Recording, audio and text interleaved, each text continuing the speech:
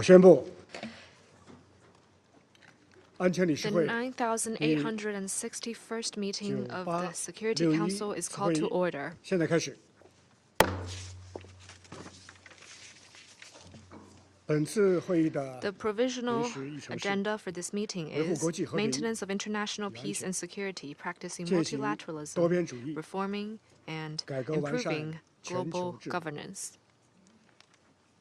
议程通过。 The agenda is adopted. 我热烈欢迎尊 I 敬 would 的 like to 秘书 warmly 长、 welcome the Secretary 尊敬 General, 的各位部长 the distinguished 和其他高 ministers, 级别的 and 代 other 表 high-level 光 representatives 临 present 安理 in 会 the 的会议 Security 厅。 Council chamber. 你们今天的 Your 出席 presence today 凸显了会 underscores 议 the 所讨论议 importance 题 of the 的 subject 重要 matter under discussion. 各位面前 Before 有一 each of 份 you 发言的名 is 单， a list of speakers 列有按照 who 安 have 理会 requested to 暂 participate 行议事规则 in 第 accordance 37 with Rules 37 and 39 39 of the Council's 以及安理会以往 Provisional Rules of 相 Procedure, 关惯例 as well as the previous 请求 practice of 参 the 会的 Council in 人 this regard. 我们提 We 议邀请他们 propose that 参 they 加 be invited to 本次会议 participate in this meeting. 没有人反对， There being no objection, it is so 做出决 decided. 定。安全理事 The 会 Security 现在开始 Council will 审 now 议 begin 议 its 程项 consideration 目 of 的 Item 2 2。 of the agenda. 我仅 I 提 wish to 醒 draw the 安理会 attention 成 of 员 Council members 注意 to document S S 2025 18号文件 2025-78, 及 a letter 2025 dated 年 February 3 3rd, 2025, 常驻 from 联 the 合国代 permanent 表 representative of 秘 China 书 to the 长 United 的信 Nations, addressed to the 转 Security 递本次 to the 会议所 Secretary 审议 General, 项目的 transmitting a 概念文 concept 件。 paper on the item under consideration. 现在我 I 请 now give the floor to the 秘书长 Secretary General, His Excellency Guterres阁下 Mr. Antonio 发言 Guterres. 有请。 Excellencies, I thank Minister Wang Wei and China for convening this important discussion. This year marks the 80th anniversary of the United Nations. Born out of the ashes of the Second World War, our organization was the result of a global commitment to, and I quote, save succeeding generations from the scourge of war. It also signaled a commitment to an entirely new level of international cooperation grounded in international law and our founding charter. To help countries move past the horrors of conflict to forge sustainable peace, to tackle poverty, anger and disease, to assist countries in climbing the development ladder, to provide humanitarian support in times of conflict and disaster, to embed justice and fairness through international law and respect for human rights, and to work through this Council to push for peace through dialogue, debate, diplomacy and consensus building. 8 decades later, one can draw a direct line between the creation of the United Nations and the prevention of a third world war. 8 decades later, the United Nations remains the essential, one-of-a-kind meeting ground to advance peace, sustainable development and human rights. But 8 decades is a long time, and because we believe in the singular value and purpose of the United Nations, we must always strive to improve the institution and the way we work. We have the hardware for international cooperation, but the software needs an update. An update in representation to reflect the realities of today. An update in support for developing countries to redress historical injustices. An update to ensure countries adhere to the purposes, principles and norms that ground multilateralism in justice and fairness. And an update to our peace operations. Excellencies, global solidarity and solutions are needed more than ever. The climate crisis is raging, inequalities are growing, and poverty is on the rise. As this Council knows well, peace is getting pushed further out of reach, from the occupied Palestinian territory to Ukraine, to Sudan, to the Democratic Republic of the Congo, and beyond. Terrorism and violent extremism remain persistent scourges, and we see a dark spirit of impunity spreading. The prospect of nuclear war remains, outrageously, a clear and present danger. And the limitless promise of emerging technologies like artificial intelligence is matched by limitless peril to undermine and even replace human thought, human identity, and human control. These global challenges cry out for multilateral solutions. The Pact for the Future you adopted in September is aimed at strengthening global governance for the 21st century and rebuilding trust in multilateralism, trust in the United Nations, trust in this Council. At its heart, the Pact for the Future is a pact for peace, peace in all the dimensions. It puts forward concrete solutions to strengthen the machinery of peace, drawing from proposals to the new agenda for peace that prioritize prevention, mediation, and peace building. 寻求与区域组织加强协调，确保妇女、青年和边缘群体充分参与到和平进程中来。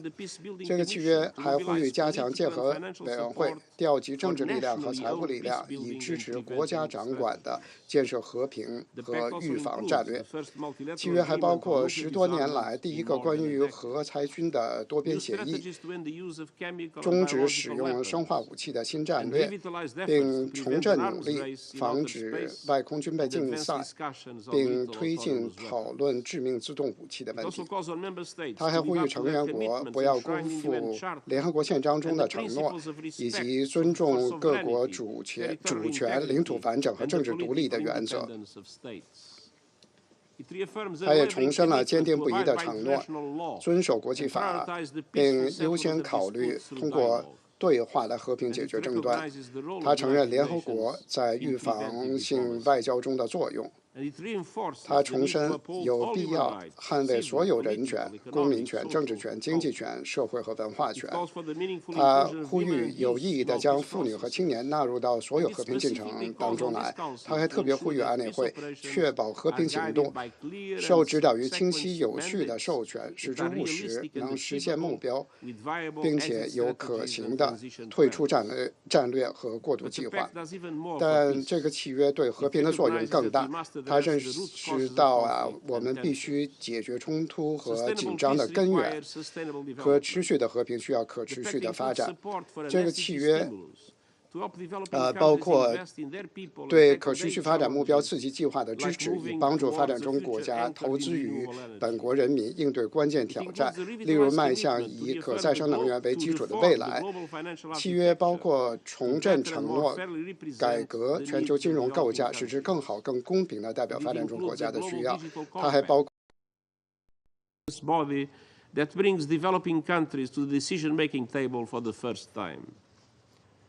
Excellences, le pacte reconnaît également que le Conseil de sécurité doit refléter le monde d'aujourd'hui et non celui d'il y a 80 not the world of et 80 énonce des years ago, principes importants and sets pour out guider cette important réforme principles to tant guide attendue. this long-awaited reform. Ce Conseil devrait être élargi This et council devenir plus should be représentatif enlarged des and made réalités more géopolitiques representative of d'aujourd'hui. today's geopolitical Nous realities. devons aussi continuer à améliorer les méthodes de We travail must du also Conseil continue afin de improving le the working rendre methods plus of this inclusif, council plus to make it more transparent, plus inclusive, efficace, transparent, démocratique et plus efficient, responsable. democratic, and accountable. Cela fait plus de 10 ans que l'Assemblée These générale issues have examine been ces under questions. consideration by the General Le Assembly moment est for more venu than de a tirer decade. parti de l'élan donné par le Now is the pacte time pour to build l'avenir on the momentum et provided d'ouvrir by en the Pact for faveur the d'un Future consensus plus and large work entre les towards a groupes greater régionaux et les consensus États among membres, regional y groups compris and les member membres states, permanents de ce including the Conseil, permanent members of this afin de faire Council, avancer to les move the négociations intergovernmental intergouvernementales. negotiations forward. À tous les niveaux, j'appelle les membres de ce Throughout, Conseil à I surmonter call les on members of divisions this qui bloquent Council une to action overcome the efficace divisions that en are blocking faveur de la effective paix. action for peace. Le monde compte sur vous pour contribuer The world looks to véritablement à you mettre to fin au act in conflit meaningful ways et to end alléger les conflicts souffrances and que ces guerres ease the infligent à suffering des these innocents. wars inflict on Les innocent membres du people. Conseil ont montré qu'il Council était members have possible shown de that trouver finding un common terrain ground d'entente. is possible. Qu'il s'agisse du déploiement des opérations From de maintien de la deploying paix, peacekeeping de operations l'adoption de résolutions vitales to sur l'aide forging humanitaire, life-saving de la resolutions on reconnaissance historique humanitarian des problèmes de aid, sécurité to rencontrés historic par les femmes et les recognitions of the jeunes, security challenges ou faced encore by de la women and young résolution people, 2719 to the landmark qui appuie les resolution opérations de soutien à la paix 2719 menées par supporting l'Union African africaine Union-led à peace travers support des contributions operations through obligatoires. assessed contributions. Même aux heures les plus sombres de la guerre Even in the froide, darkest days of la the Cold prise de War, décision the collégiale et le collective dialogue vif decision-making entretenu au and Conseil de vigorous sécurité dialogue in this Council maintained a functioning, if imperfect, system of collective security. I urge you to summon this same spirit, continue working to overcome differences, and focus on building the consensus required to deliver the peace all people need and deserve. Excellencies, multilateral cooperation is the beating heart of the United Nations.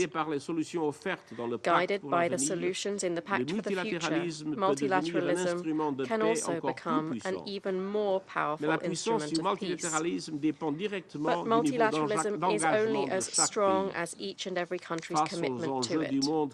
As we look to the challenges around us, I urge all member states to continue strengthening and updating our global problem-solving mechanisms.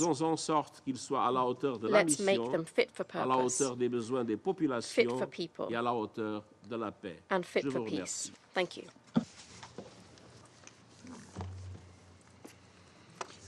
I thank the Secretary General for his briefing. I shall now make a statement in my capacity as Foreign Minister of the People's Republic of China.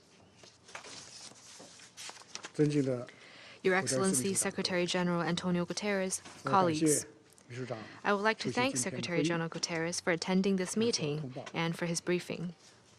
The year 2025 marks the 80th anniversary of the founding of the United Nations.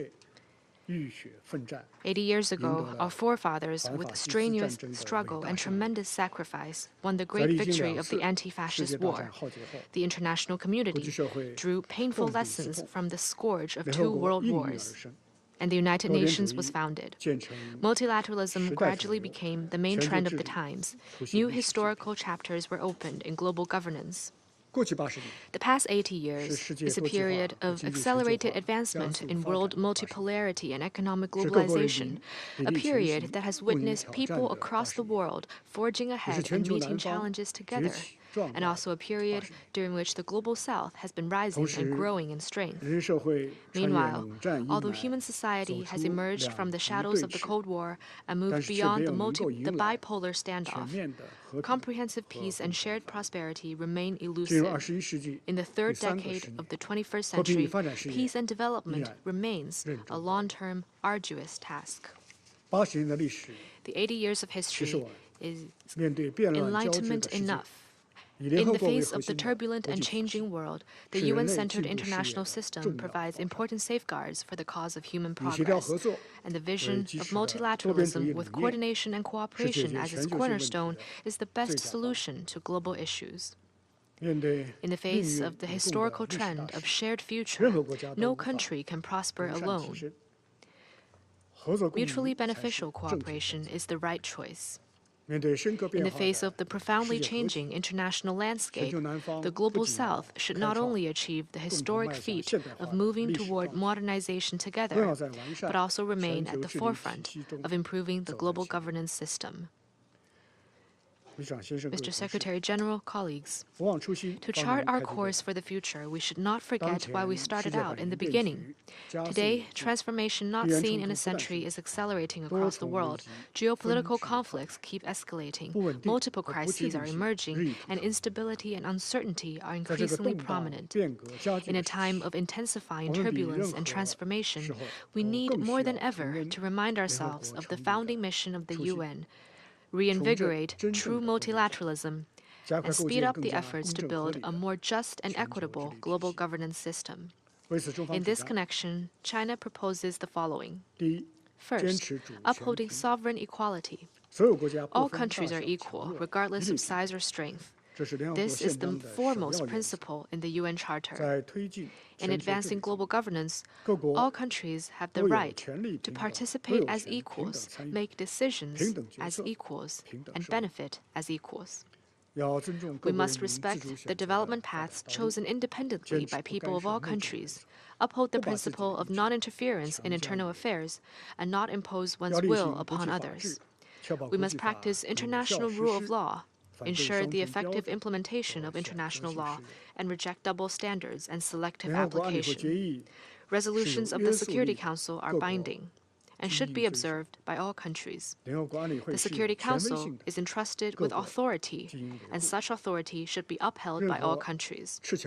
Any act of bullying, trickery, or extortion is a flagrant violation of the basic norms of international relations. Any unilateral sanction that circumvents Security Council authorization lacks legal basis, defies justification, and contradicts common sense. Second, upholding fairness and justice. A critical part of global governance is to ensure that justice prevails. Since the end of World War II, a large number of countries in the global south have emerged on the world stage, which has revealed growing incompatibility and irrationality in the global governance structure. Under the new circumstances, international affairs should no longer be monopolized by a small number of countries. Countries in the global south have the right to speak up for and defend their legitimate rights and interests. And the fruits of development should no longer be taken by just a few countries. People of all countries have the right to a happy life.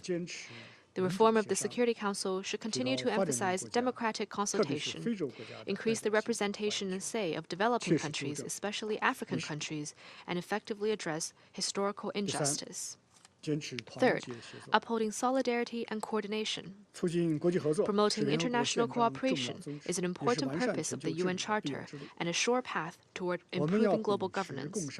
Countries should commit to the principle of extensive consultation and joint contribution for shared benefit, replace confrontation with coordination, prevent lose-lose through win-win cooperation, and break down small circles with greater solidarity.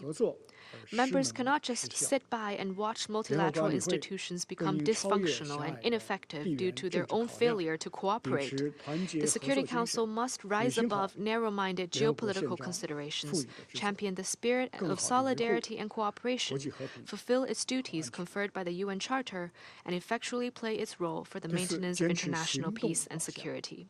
Fourth, upholding an action-oriented approach. Global governance has to be improved not through words but through actions. In the face of protracted wars, loss of innocent lives, and challenges brought by new technologies, UN agencies should seek solutions rather than chant slogans. The Pact for the Future was adopted at the Summit of the Future last September. It is important to follow that up with coordinated efforts of implementation, namely to turn the roadmap into a construction plan and a wonderful vision into substantive actions. The situation in the Middle East remains tense and fragile. Gaza and the West Bank are the homeland of the Palestinian people, not a bargaining chip in political trade-offs. The Palestinians governing Palestine is an important principle that must be followed in the post-conflict governance of Gaza.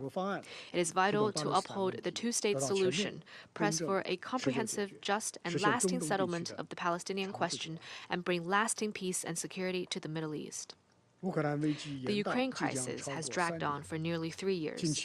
Recently, the momentum of seeking dialogue and negotiation is rising. Ever since the crisis broke out, China has advocated political settlement and promoted peace talks. China supports all efforts conducive to peace talks. And we will continue to follow the 4 points on what should be done put forward by President Xi Jinping and work with all countries, especially Global South countries, to make more objective, balanced, and rational voices heard, to build consensus for ending the conflict, and to pave the way for peace. Mr. Secretary General, colleagues, 80 years ago, Chinese representatives were the first to solemnly sign the UN Charter, writing with a Chinese calligraphy brush, an important chapter in world history. Since the restoration of the lawful seat of the People's Republic of China in the UN, we have remained steadfast in making China's contribution to global governance. A community with a shared future for mankind, the Global Development Initiative, the Global Security Initiative, and the Global Civilization Initiative, namely the vision and initiatives put forth by President Xi Jinping, represent China's proposal for the reform and improvement of global governance. We pursue peace and security in global governance. As a major country with the best track record on peace and security, China is committed to following a path of peaceful development, to resolving disputes and differences by peaceful means, and to constructively promoting the settlement of hotspot issues. Chinese blue helmets have become a crucial force in UN peacekeeping operations, keeping the hope of world peace alive.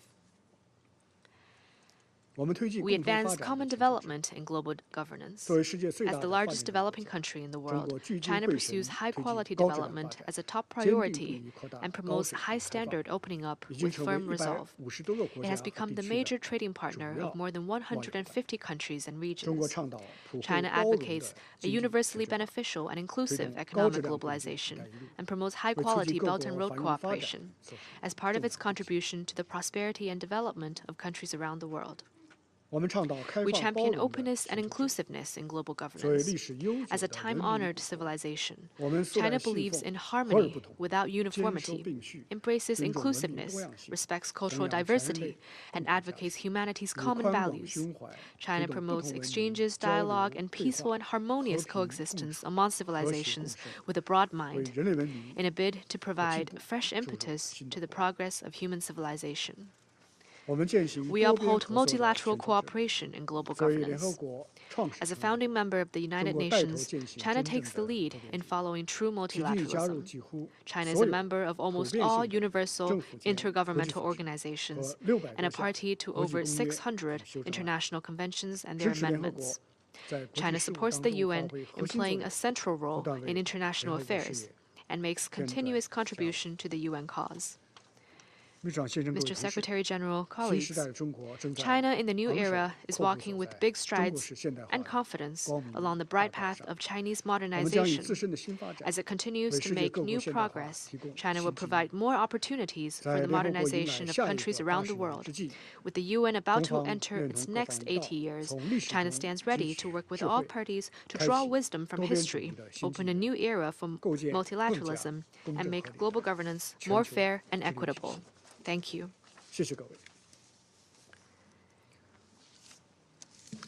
I resume my function as President of the Council. I now give the floor to His Excellency Mr. Mohammad Ishaq Dar, Deputy Prime Minister and Minister of Foreign Affairs of Pakistan. Thank you, Excellency President of Security Council, Honorable Secretary General UN, Excellencies, colleague ministers, ambassadors, ladies and gentlemen, Assalamu alaikum and very good morning.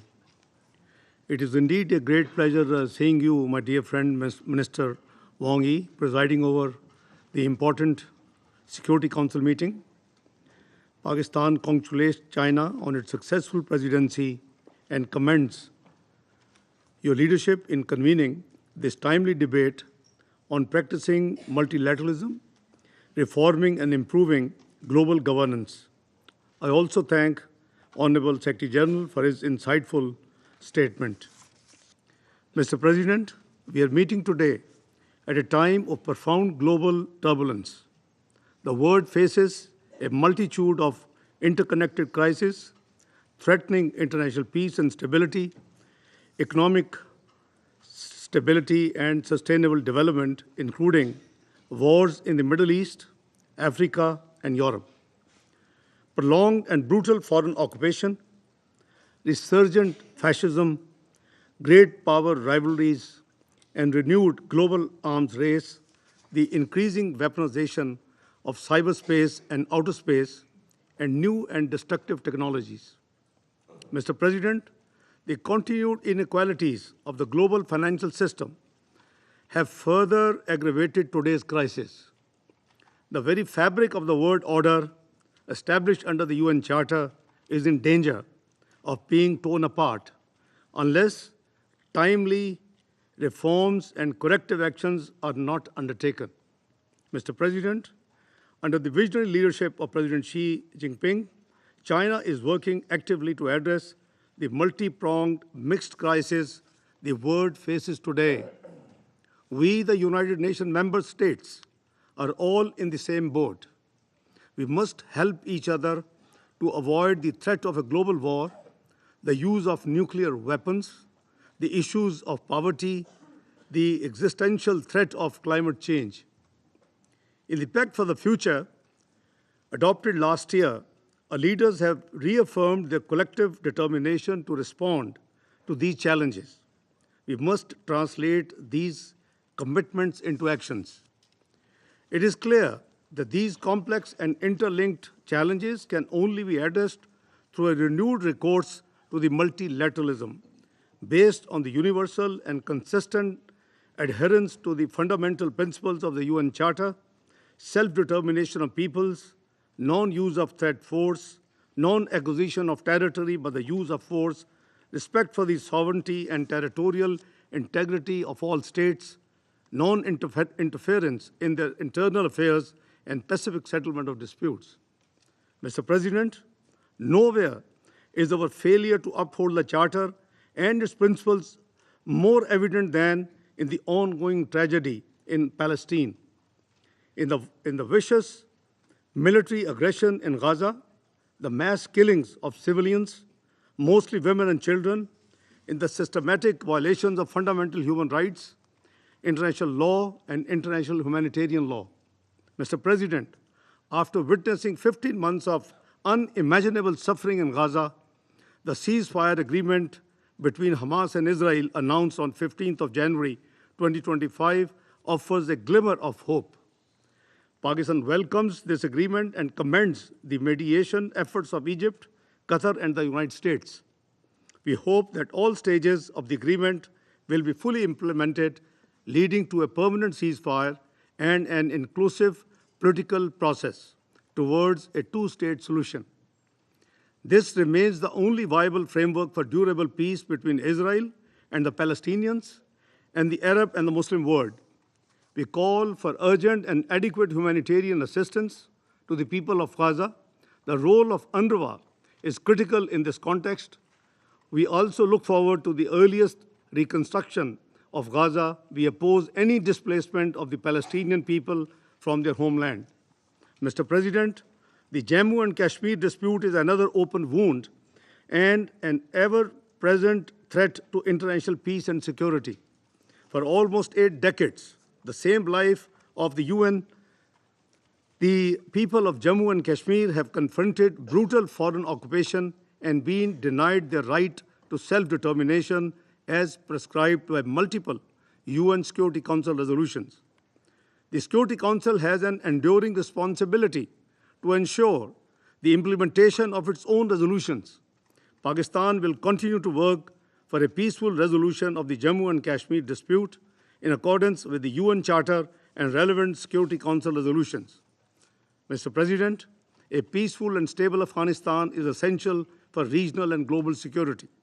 Pakistan continues to face cross-border terrorist attacks, especially by the Tehreek-e-Taliban Pakistan from Afghan soil.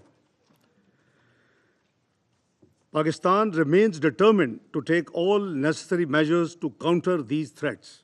The IAG must take decisive action to prevent terrorism within and from Afghanistan. Despite the cross-border terrorism, Pakistan will continue its engagement with the interim government in Kabul, facilitate humanitarian support to the millions of destitute people in Afghanistan, and support Afghanistan's economic and social development. Mr. President, terrorism remains a global threat.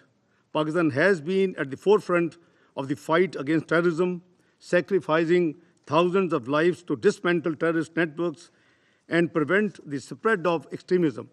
All terrorist groups, be it Daesh, Al-Qaeda, TTP, ETM, IMU, and emerging right-wing extremist group, must be opposed with equal determination. Double standards must be rejected. Nor should counterterrorism provide a pretext to surpass the legitimate struggles of peoples for self-determination. Mr. President, the United Nations and its family of organizations provide the indispensable platforms to respond to the world's multidimensional challenges. So far, the United Nations has not been enabled to achieve its full potential. The structures of the UN should be strengthened, not dismantled. This can be achieved through mutual respect and comprehensive cooperation. Mr. President, to address the challenges of the 21st century, we must reaffirm our commitment to multilateralism and undertake comprehensive reforms of the global governance architecture, refine and reinforce multilateralism to deliver optimum outcomes.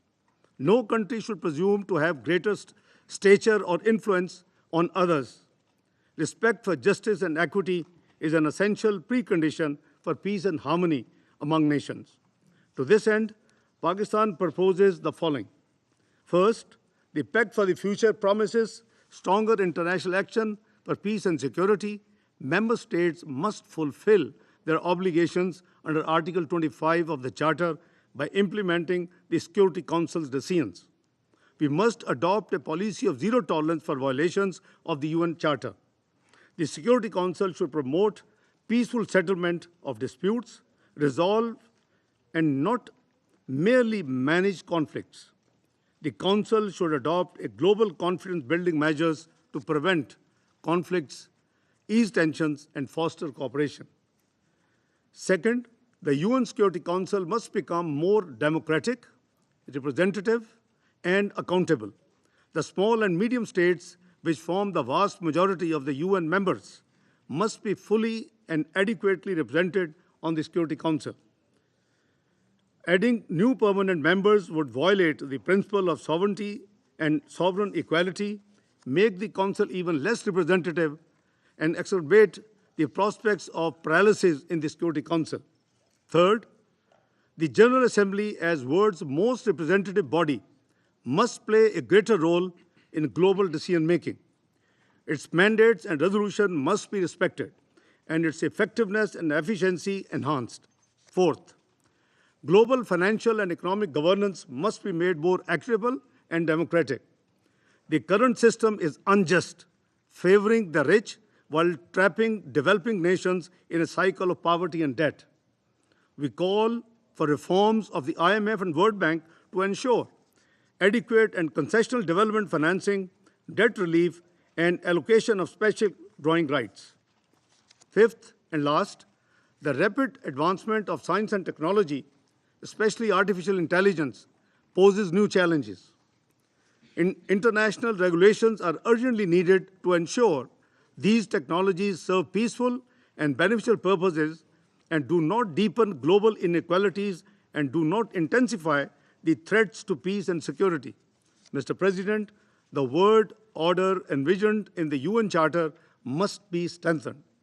A just, peaceful, and prosperous world requires a strong, effective, and truly representative multilateral system, one that upholds the UN Charter, defends human rights, and ensures equitable development for all. I thank you. I thank His Excellency Mr. Dar for his statement. I now give the floor to His Excellency Mr. Ahmed Moulim Fichi, Minister of Foreign Affairs and International Cooperation of Somalia. بسم الله الرحمن الرحيم. أصحاب السعادة والمعالي.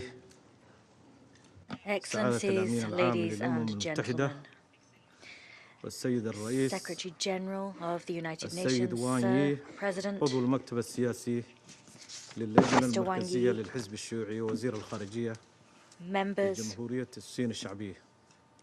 في البداية أتوجه بخالص الشكر والتقدير of the Central Committee of the Communist Party of the People's Republic of China. I wish first and foremost to thank the Chinese presidency of the Council, and we commend you for convening this important open debate on the issue practicing multilateralism, reforming and improving global governance.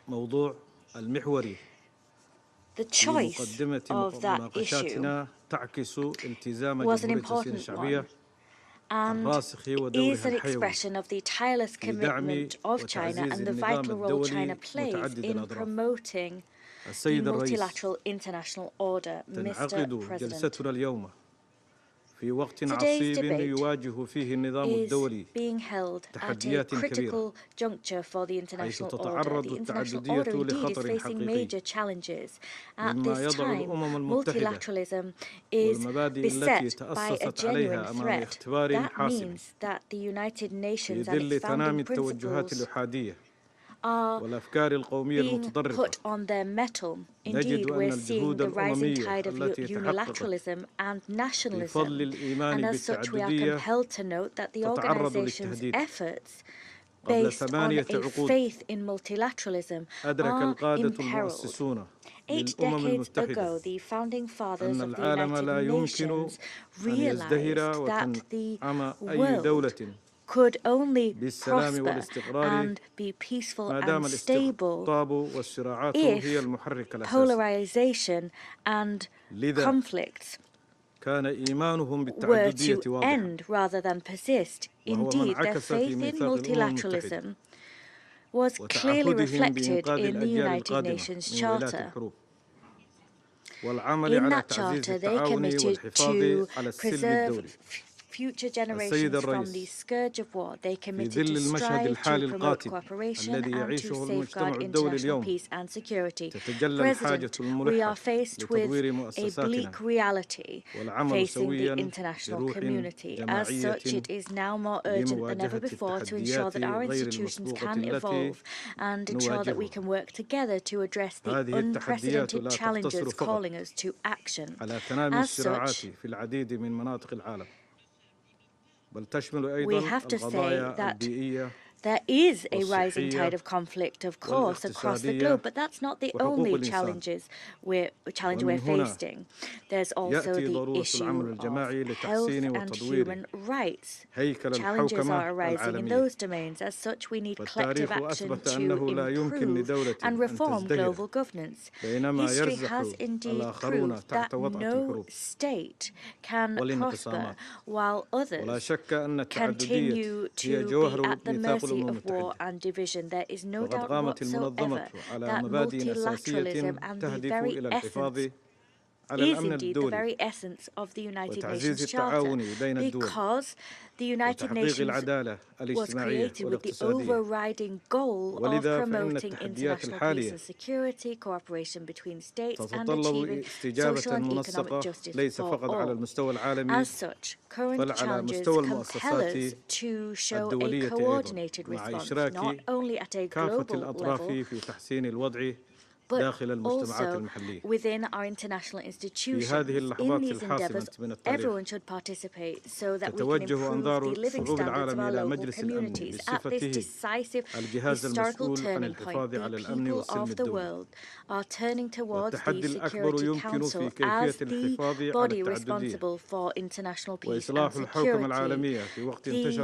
The most colossal challenge we're facing is how to preserve multilateralism and reform international governance at a time when international relations are polarized to an unprecedented extent.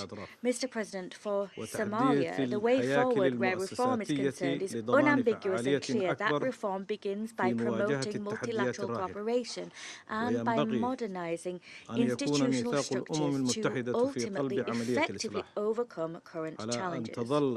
As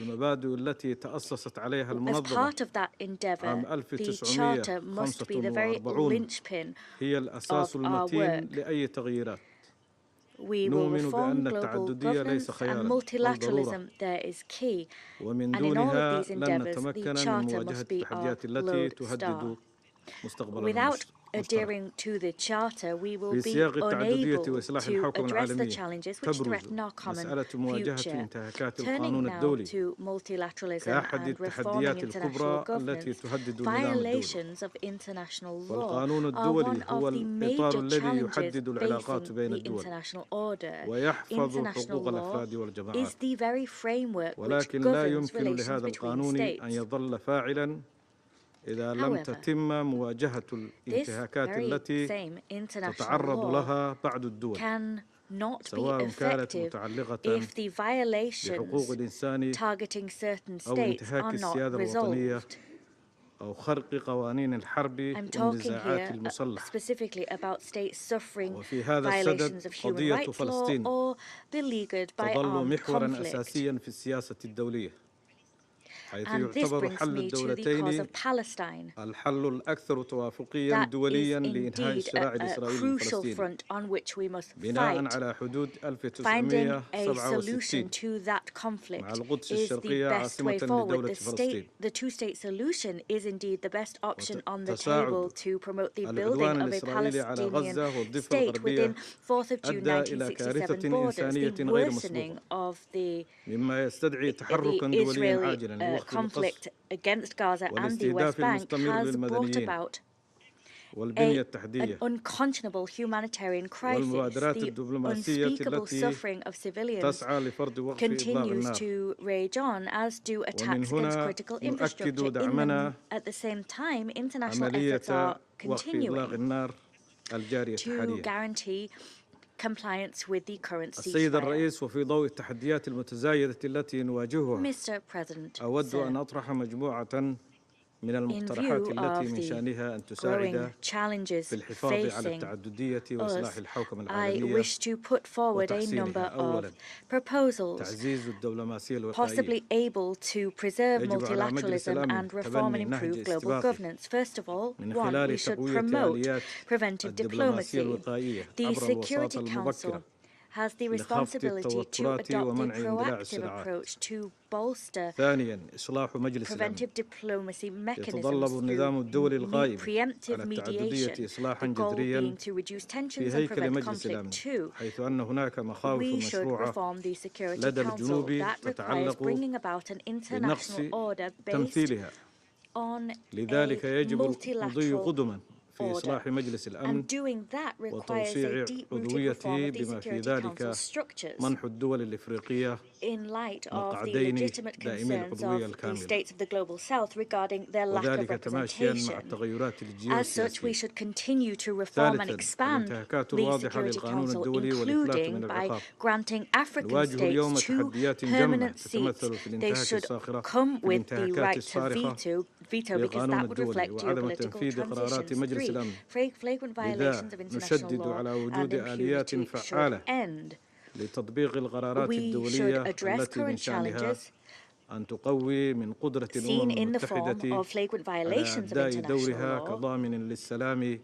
And these violations are brought about as a result of people trampling on Security Council resolutions. There should be effective mechanisms to implement resolutions and the international law to bolster the UN's capacity to act as a guarantor for international peace and security. 4, in terms of artificial intelligence and in light of the deep-rooted inequalities of states where AI is concerned, we should underscore that expedited technological progress has widened divides between states in terms of technological access.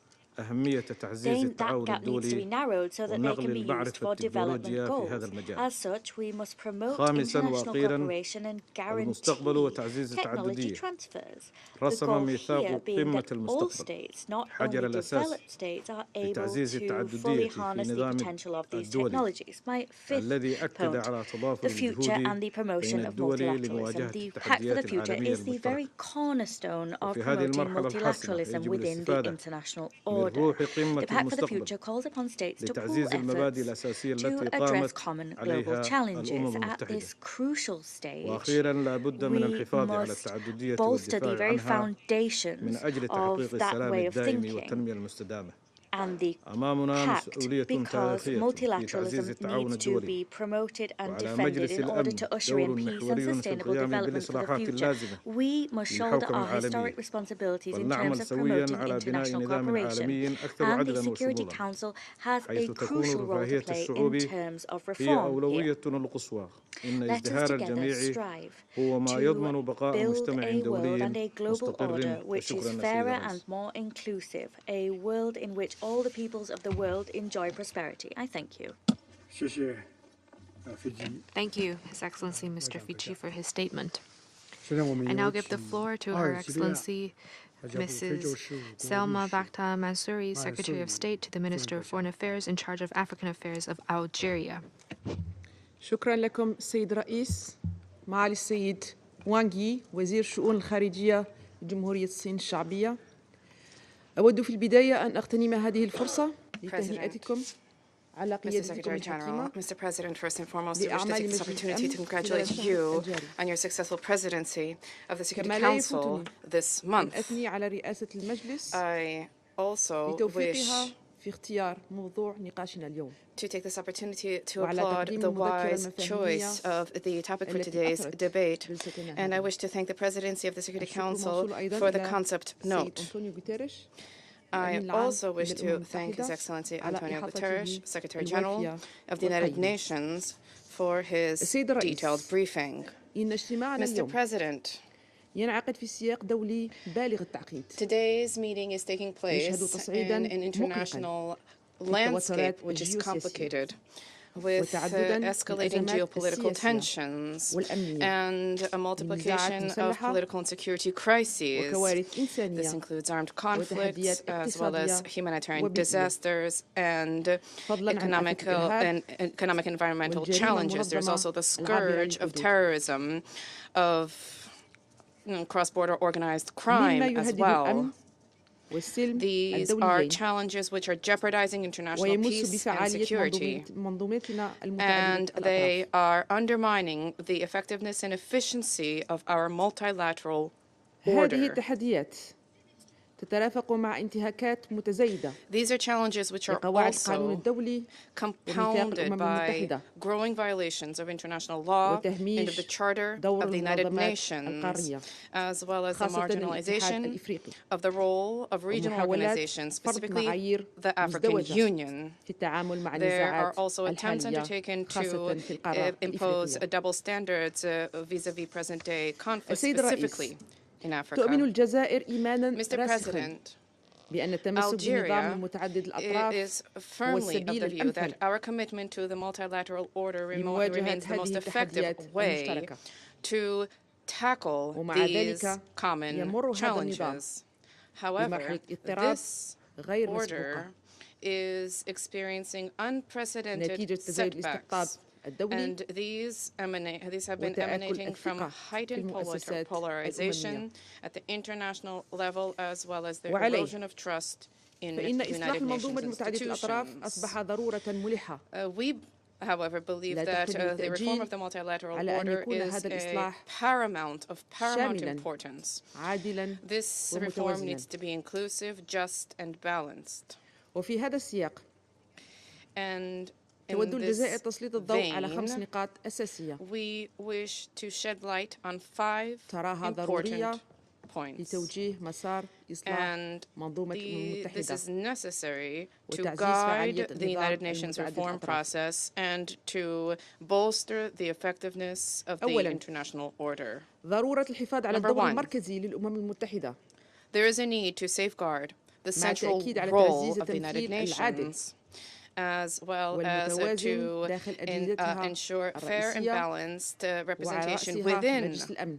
United Nations bodies, ليس specifically من المقبول the Security Council. استمرار الظلم It is التاريخي الواقع على unacceptable إفريقيا that there is an ongoing historic القارة التي injustice تشكل أكثر endured by Africa in من light of ربع the fact الدول that Africa is الأعضاء a في continent الأمم which المتحدة represents more than a quarter of بينما the تظل United محرومة Nations من أي membership. تمثيل دائم And Africa continues المجلس. to be deprived of وتمثيلها permanent في الفئة غير representation الدائمة at the Security Council, يبقى and its جد محدود. representation in the non-permanent وفي هذا seats السياق remains limited. تؤكد الجزائر دعمها And in this القوي regard, my للموقف country الإفريقي الموحد reaffirms our full support for the shared African كما تضمنه position توافق إيزلويني as stipulated in وإعلان the سيرت Swahili consensus in the SIRT وهو موقف يحظى declaration. اليوم بتأييد This is a متزايد من position قبل which الدول الأعضاء. is largely ثانياً، supported by تنشيط دور الجمعية the العامة United للأمم Nations المتحدة membership. Second, there's a need to باعتبارها enhance the الجهاز role of the General الأكثر Assembly of the تمثيلاً United Nations وشمولاً in its capacity as the most representative and most ومنحها inclusive صلاحيات body. أوسع في There is a معالجة need القضايا to الدولية provide الكبرى the General Assembly with greater authority to tackle بما يعزز major الديمقراطية international داخل challenges المنظومة in order to enhance الأممية. democracy within our organization. إن إعادة التوازن بين أجهزة الأمم المتحدة بات أمرا The ملحا restoration of the balance among the bodies of the United بحيث لا Nations is تختزل an النظام urgent الأممي priority, for the United Nations order not to exclusively be limited to the Security Council. There's a need for the General Assembly to restore its place as a critical platform and a body to take decisions that are inclusive and decisive. The General Assembly represents all member states and remains the most representative body when it comes to enhancing the principle of international democracy and balanced governance. This Security Council recently held debates, including open debates, which reflect a broad consensus towards the need to enhance the role of the General Assembly and to guarantee respect for its prerogatives as stipulated by the Charter. And in this regard, we applaud the central role played by the ICJ in its capacity as the main judicial body of the United Nations, specifically to prevent the outbreak of international conflict and to resolve these conflicts through peaceful means. Thus, we cannot but welcome the role of the ICJ vis-à-vis ensuring justice and rule of law when it comes to delivery of justice for the Palestinian people and shoring up the primacy of law. We urge the ICJ to continue to embrace this approach, specifically vis-à-vis the ongoing threats of forced displacement, which the residents of Gaza have been enduring. Third, there is a need to improve the working methods of the Security Council to ensure that they be more transparent and effective, and for there to be equal opportunity for all members of the Security Council. In this respect, we wish to recall the initiative launched by Algeria and its mandate at the Security Council, and this reflected in the implementation of 507, Note 507, last December, in order to establish equality vis-à-vis access and awareness about the documentation of the Council for both permanent and elected members of the Security Council. This measure was welcomed favorably and shows that consensus is indeed possible when political will exists and when there is a spirit of constructive work that prevails. Fourth, there's a need to adopt an institutional approach that enhances cooperation between the United Nations and regional organizations, specifically the African Union, under Chapter 8 of the Charter of the United Nations. In order to, in a regular and sustainable way, to leverage early warning mechanisms as well as rapid reactions, rapid responses, specifically when it comes to African-specific issues. My country believes that the positions and the decisions taken by the African Union and African regional organizations, specifically vis-à-vis countries currently experiencing complex crises, need to be supported by the Security Council and the international community. This is necessary for international-led efforts to complement African visions, far from any interference or diktat from settlers, colonialists, or external factors being brought into play. We also believe that the sanctions regime imposed by the Security Council remains one of the best tools at the disposal of the international community to counter threats to international peace and security. There is the goal needs to be preventive, not punitive. This is the approach of wisdom. And however, sanctions regimes need to be vigilantly implemented to prevent crises before they break out. Sanctions, when they are poorly designed, are liable to exacerbate humanitarian crises and worsen the plight of civilians. This runs counter to the principle of human rights. I now turn to enhancement of multilateral cooperation. There is a need to revisit the design and implementation of the sanctions regimes. This is necessary in order to focus more on the objective of prevention. These sanctions need to be accompanied by effective and meaningful diplomatic efforts geared towards resolving conflict and establishing peace. And for these measures should not become harsh sanctions causing suffering for populations and which may result in human rights violations. This also requires greater coordination among the membership of the Security Council and the reinforcement of mechanisms for dialogue and negotiations in order to build trust, to prevent conflict as well prior to the exacerbation of this conflict. To enhance enhancement of a multilateral order requires thought being given to more effective alternatives, which result in greater stability and greater justice, and therefore a more peaceful world with greater cooperation. 5. There's a need for the mobilization of the necessary financial resources, as well as sustainable financing channels, in order to support preventive diplomacy, early warning mechanisms, and rapid response mechanisms in Africa. The goal is to build African states' capacities to tackle security and other challenges, and to support national momentum and regional dynamics in order to develop these mechanisms. Mr. President, as we mentioned global reform, there's a need also to highlight the importance of addressing the financial and economic order, the global financial and economic order, including the Bretton Woods institution, in order to ensure broader participation of developing countries, specifically African countries, and their participation in decision-making at the economic level. These are decisions which affect their future.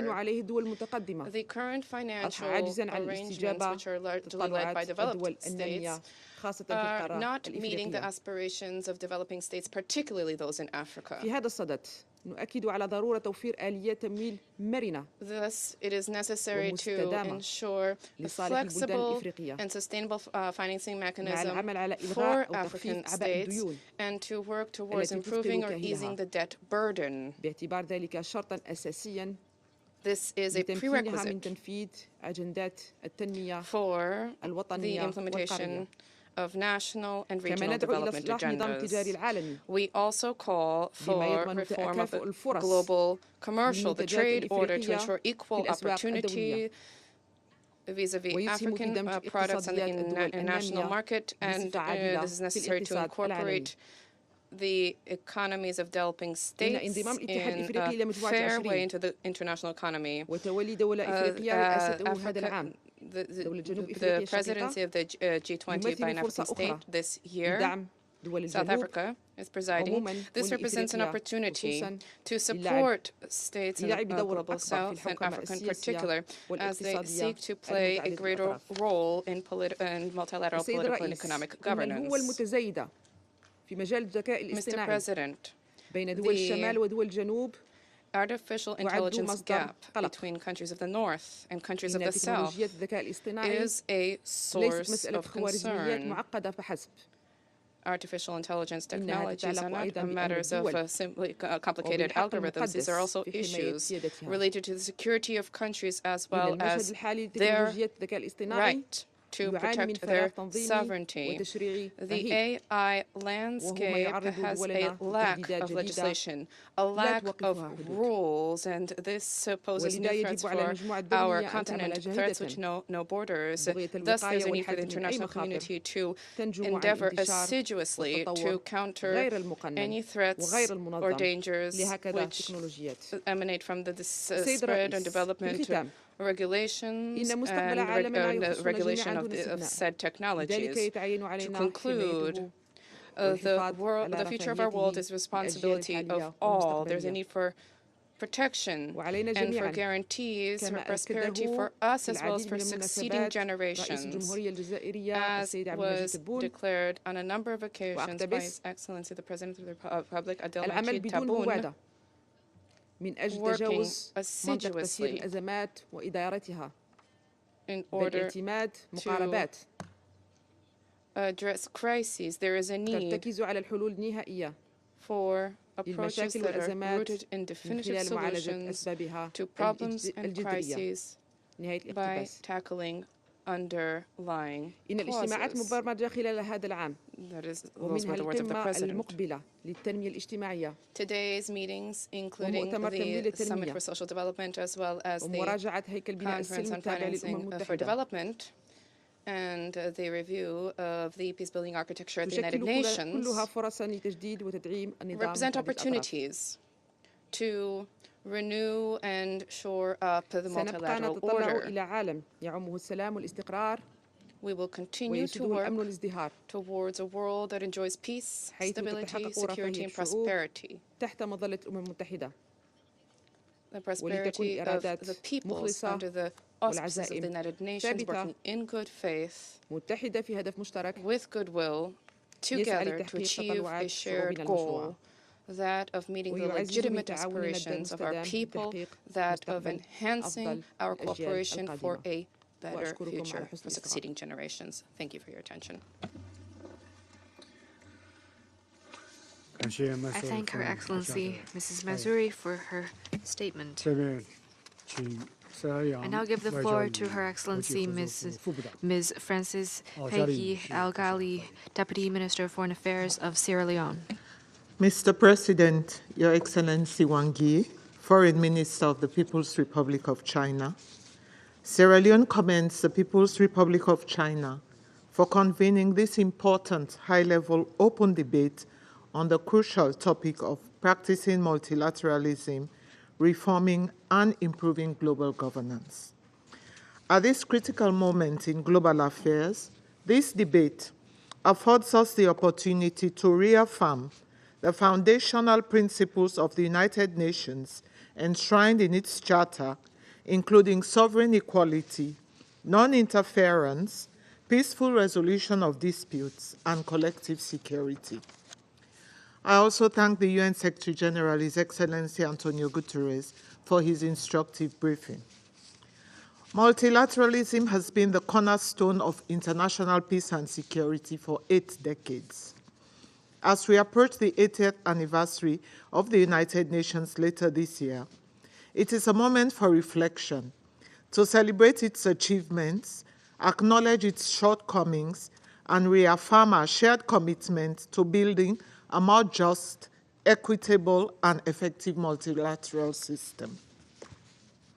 The United Nations was founded in the aftermath of the devastating Second World War with a solemn pledge to, I quote, save succeeding generations from the scourge of war. Over the past 8 decades, multilateralism has been pivotal in preventing and addressing conflicts, promoting peace, and advancing development. Yet, despite global wealth increasing, we face growing inequality both within and among nations. With 700 million people living in extreme poverty, constituting 8.5% of the global population, our world is beset by unprecedented challenges, including conflicts, pandemics, humanitarian crises, climate change, and technological disruptions. These require urgent, collective, and innovative responses. To address these pressing issues, let me highlight 4 key points. First, Sierra Leone strongly believes that multilateralism remains the best means to address global challenges.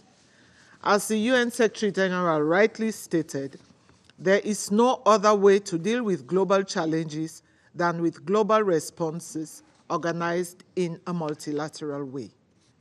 However, for multilateralism to be truly effective, it must be inclusive, representative, and results-driven. Our multilateral system must adapt to the changes in global economic dynamics, population, and influence. In particular, women and youth, as major stakeholders, must actively participate in policy making and development processes. Moreover, developing countries, especially in Africa and the Global South, must have a stronger voice in global decision-making. To this end, the UN Security Council, as the cornerstone of international peace and security, must be reformed to better reflect current geopolitical realities and ensure fair representation. Nearly 80 years since its formation, the Council remains outdated with its imbalanced composition, undermining its legitimacy and effectiveness. In this regard, Africa remains the most glaring victim of this inequity. Without structural reform, the Security Council's performance and legitimacy will continue to be questioned. As we reflect on the theme of reforming and improving global governance, it is crucial to recognize how Africa's exclusion from decision-making bodies such as the Security Council and the multilateral development banks hinders the continent's ability to contribute meaningfully to global governance. The legacy of colonialism, economic exploitation, and political marginalization has left deep scars, impairing Africa's development, stability, and influence in international affairs. In noting the African Union's theme of the year 2025, Justice for Africans and People of African Descent through Reparations, rectifying the historical injustice perpetuated against Africa, must be operationalized with the urgency of now.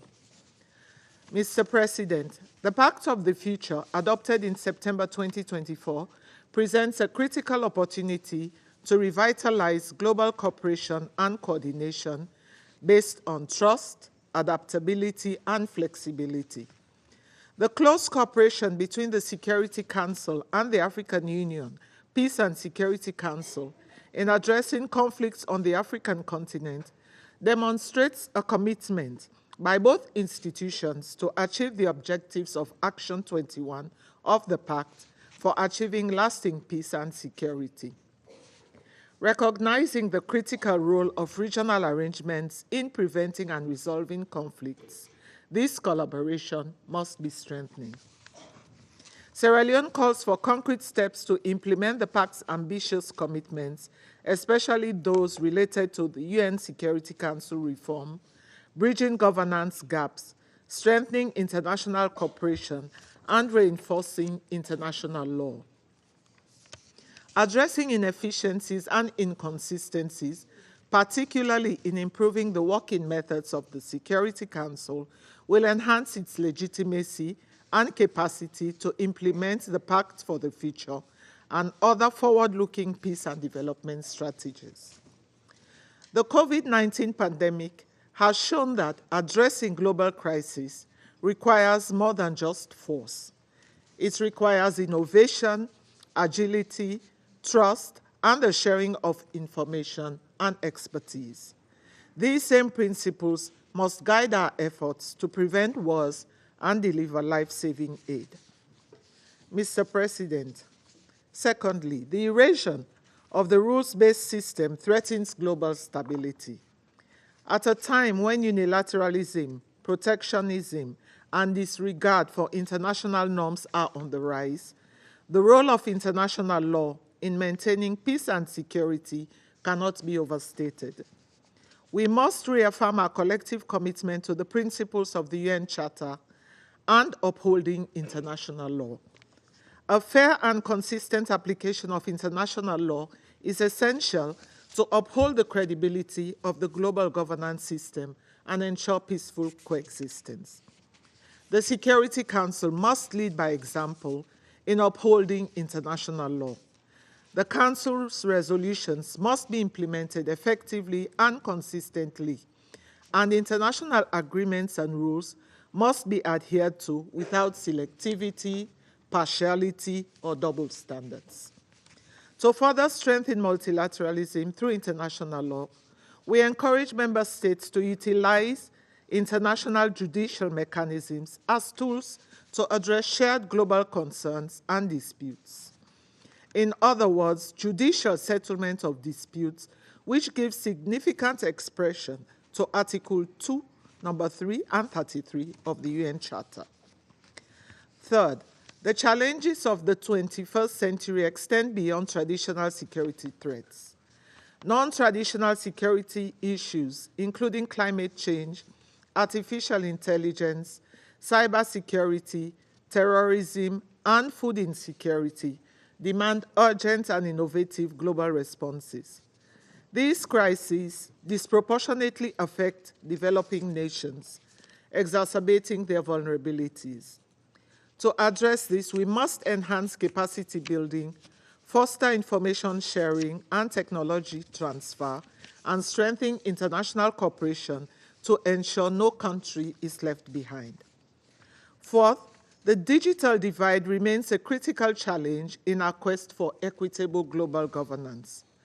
Many developing countries lack the infrastructure and resources to leverage technological advancement and digital transformation. Sierra Leone urges the international community to support initiatives that promote technological capacity building, digital inclusion, and fair access to global supply chains, ensuring that all nations can fully participate in the global economy. Mr. President, strengthening the role of the UN and Security Council requires unity, not division. We must set aside geopolitical rivalries and embrace dialogue, cooperation, and collective problem solving. Despite the varying socio-economic and political conditions of our countries, the scale and transnational nature of many global issues demand collective action. In these instances, multilateral frameworks are indispensable in preventing catastrophic consequences. The tools available to us have largely maintained a rules-based multilateral system. By improving these tools, we can better serve humanity. This includes strengthening resolution and peacekeeping mandates for clearer, more responsive and contextually relevant action, enhancing collaboration with regional entities to ensure faster and more agile responses to crises, promoting comprehensive peace and development strategies, and bolstering accountability mechanisms for human rights violations. In conclusion, Mr. President, Sierra Leone urges all member states to recommit to the core principles of the UN Charter and work towards a Security Council that is responsive, representative, and accountable to all nations. We reaffirm our unwavering commitment to multilateralism as the most effective framework to address global challenges. Sierra Leone stands ready to contribute to meaningful reforms that will enhance global governance, uphold the international rule of law, and promote a just, peaceful, and prosperous world for all. I thank you. I thank Her Excellency Ms. Al-Guili for her statement. Now, I give the floor to the representative Guyana. Thank you, Mr. President, Your Excellency Foreign Minister Wang Yi, and welcome to the Security Council.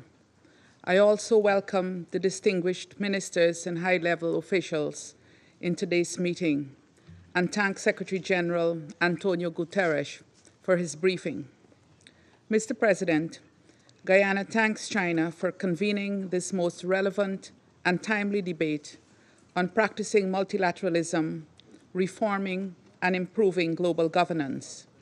It offers the opportunity not only for collective reflection, but perhaps more importantly, a frank discussion on how we rejuvenate multilateralism and address the deficits in global governance.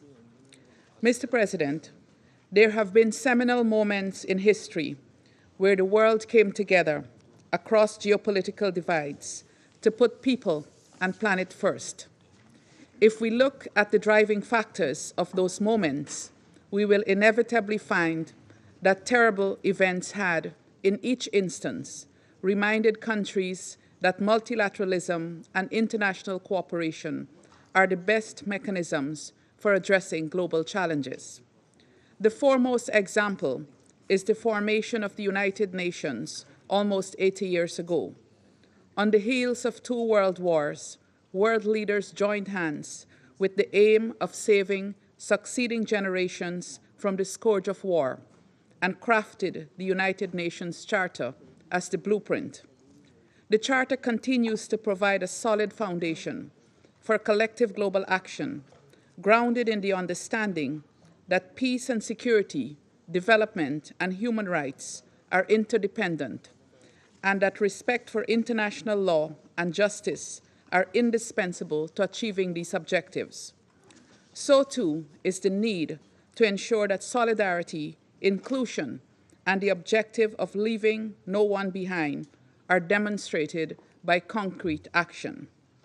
Mr. President, Excellencies, it is the translation from commitments to action where multilateralism has largely not delivered in recent decades. For example, we have seen multilateralism at work when the global community adopted the Sustainable Development Goals to end poverty and ensure prosperity for all, and the Paris Agreement to limit the effects of climate change. However, implementation is stymied by the lack of political will and inadequate financing, coupled with a global financial system that is skewed against countries that are most vulnerable and in need.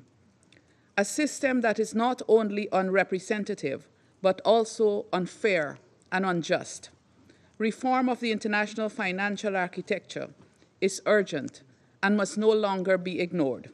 An investment in development is an investment in peace and security.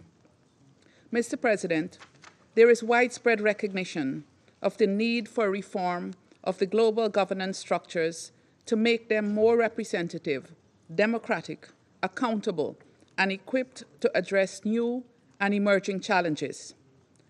The Security Council is arguably the least representative and most undemocratic of global institutions.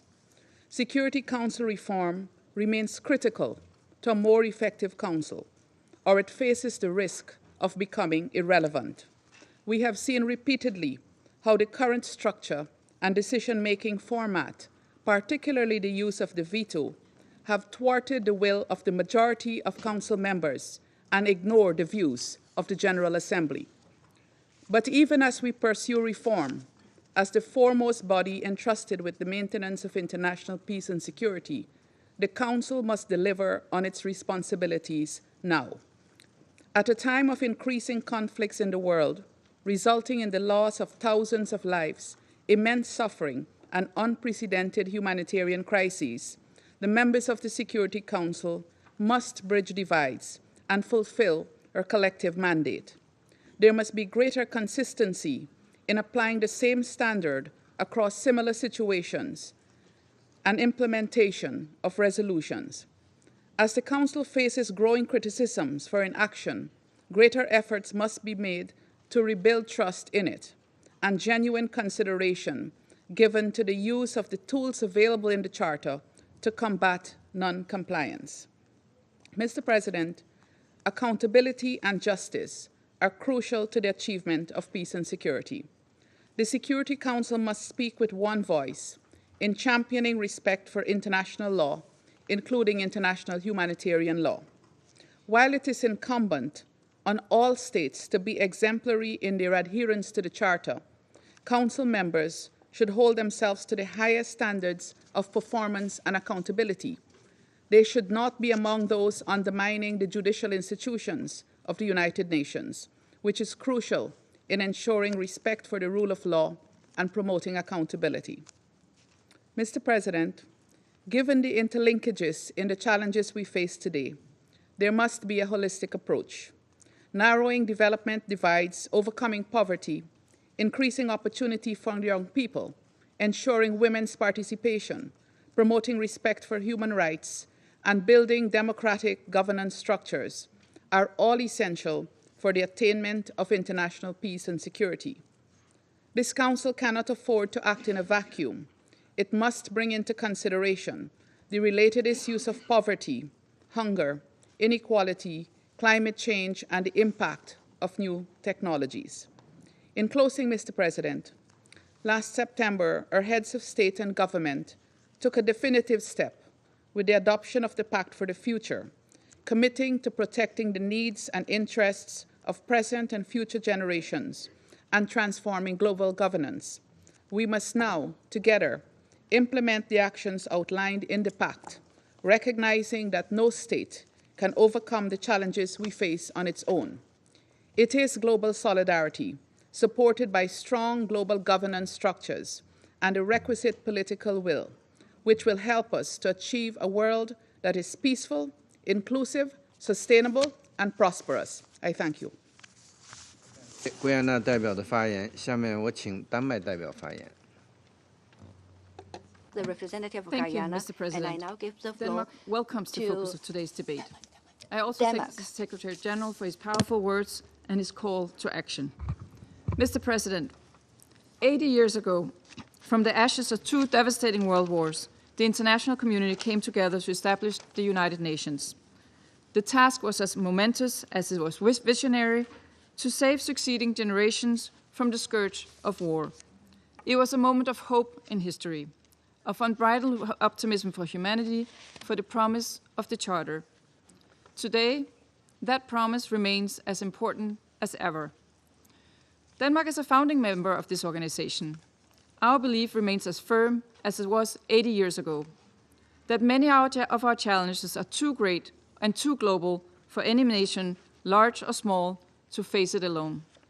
A strong and fair system, with the United Nations at its core and international law as its foundation, remains our best, indeed our only, option to address the multitude of threats and challenges we face.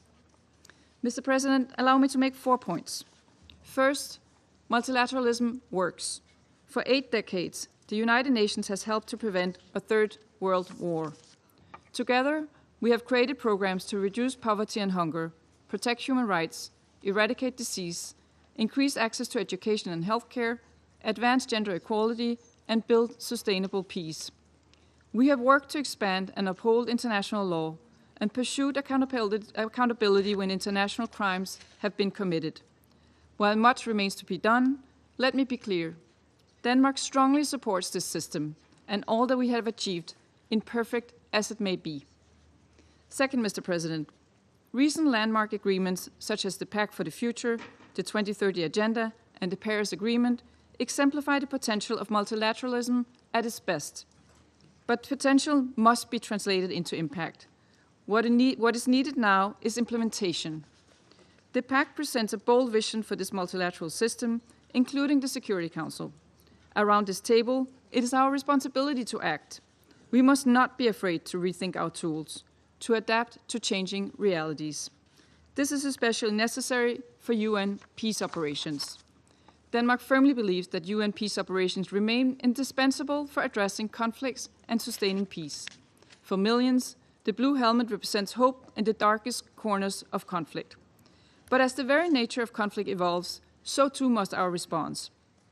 To effectively address the complex security challenges of our time, more agile, adaptable, and responsive approaches are needed.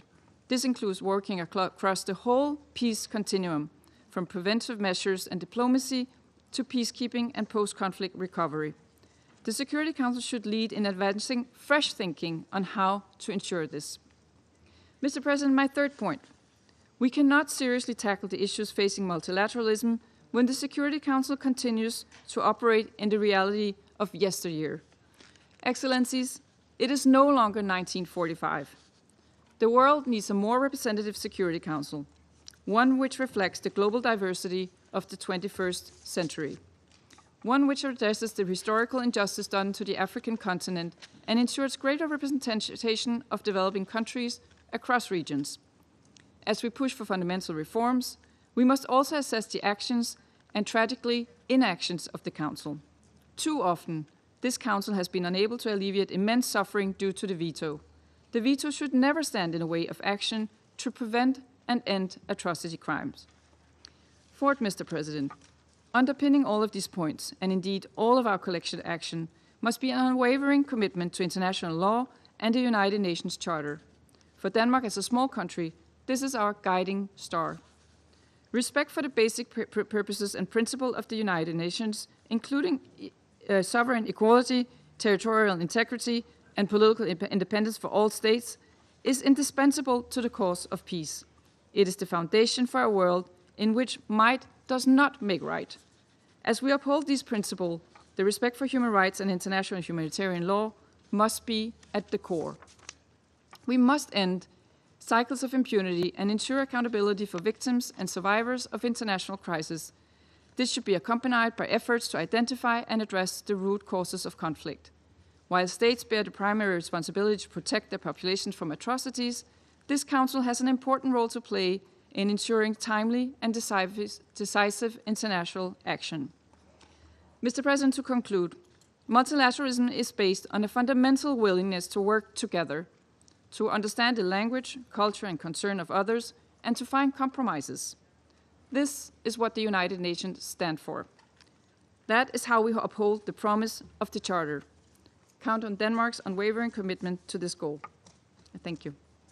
I thank the representative of Denmark for the statement. Now I give the floor to the representative of the Republic of Korea. Thank you, Mr. President, for convening this important meeting.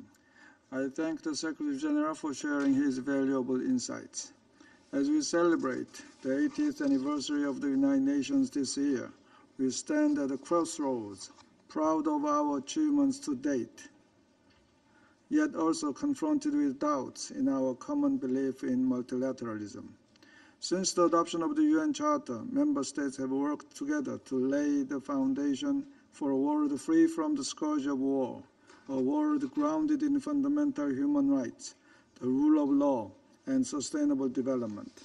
Yet today, the multilateral architecture we have built is under immense pressure. For 3 years, Ukraine has suffered the devastating consequences of a military aggression in flagrant violation of the UN Charter by a permanent member of the Security Council. In Gaza, despite the efforts of the Security Council to reach consensus over the past 15 months, it has struggled to produce meaningful impacts on the ground, as the actual ceasefire was made possible by a few critically involved parties. Africa is also suffering from multiple security crises, including in the Democratic Republic of the Congo, Sudan, and the Sahel. They have escalated opportunistically amid the weakening of effective UN peace operations and UN sanctions, both of which are critical tools in the UN efforts to maintain peace and security. The staggering human death tolls in all of these conflicts also calls into question the UN's role in protecting civilians and alleviating humanitarian suffering. Against this backdrop of mounting frustration in multilateralism, let me highlight 3 points. First, we should reinvigorate the role of the United Nations that offers an enduring diplomatic space in shaping international views. It is extraordinary that 193 countries, with each of us at different stages of political and economic development, like-minded or even antagonistic, gather every day in this very building to discuss and try to solve current and future issues. This should not be taken for granted. Such a convening power of the United Nations is a driving engine of multilateralism, valuable to this very moment. For example, the adoption of the Pact for the Future last year, with its 56 action commitments, reaffirmed the international community's collective resolve for rejuvenated multilateralism. Second, the UN, particularly the Security Council, must become more creative and bolder. Though it may be difficult to avoid gridlock on issues where permanent members have divergent views, there are other areas that the Security Council can explore to fulfill its mandate and reinforce its institutional standing. For example, emerging security challenges must be given due attention, followed by more active deliberations. The rapid evolution of digital technologies, including artificial intelligence, has amplified global security risks, particularly when exploited by irresponsible actors such as North Korea. The proliferation of mis- and disinformation has further opened new platforms for manipulation, complicating tensions and conflicts. Likewise, climate change is intensifying global instability by heightening competition over resources. Geopolitical divides must not prevent us from addressing these urgent and new challenges. Third, we must defend and uphold the three pillars of the UN work, namely peace and security, development, and human rights. We believe that we simply cannot accomplish economic development and sustaining peace without justice, human rights, and democracy. Equally, without solid development, political democratization and human rights cannot fully flourish, something Korea has experienced firsthand in its own national development.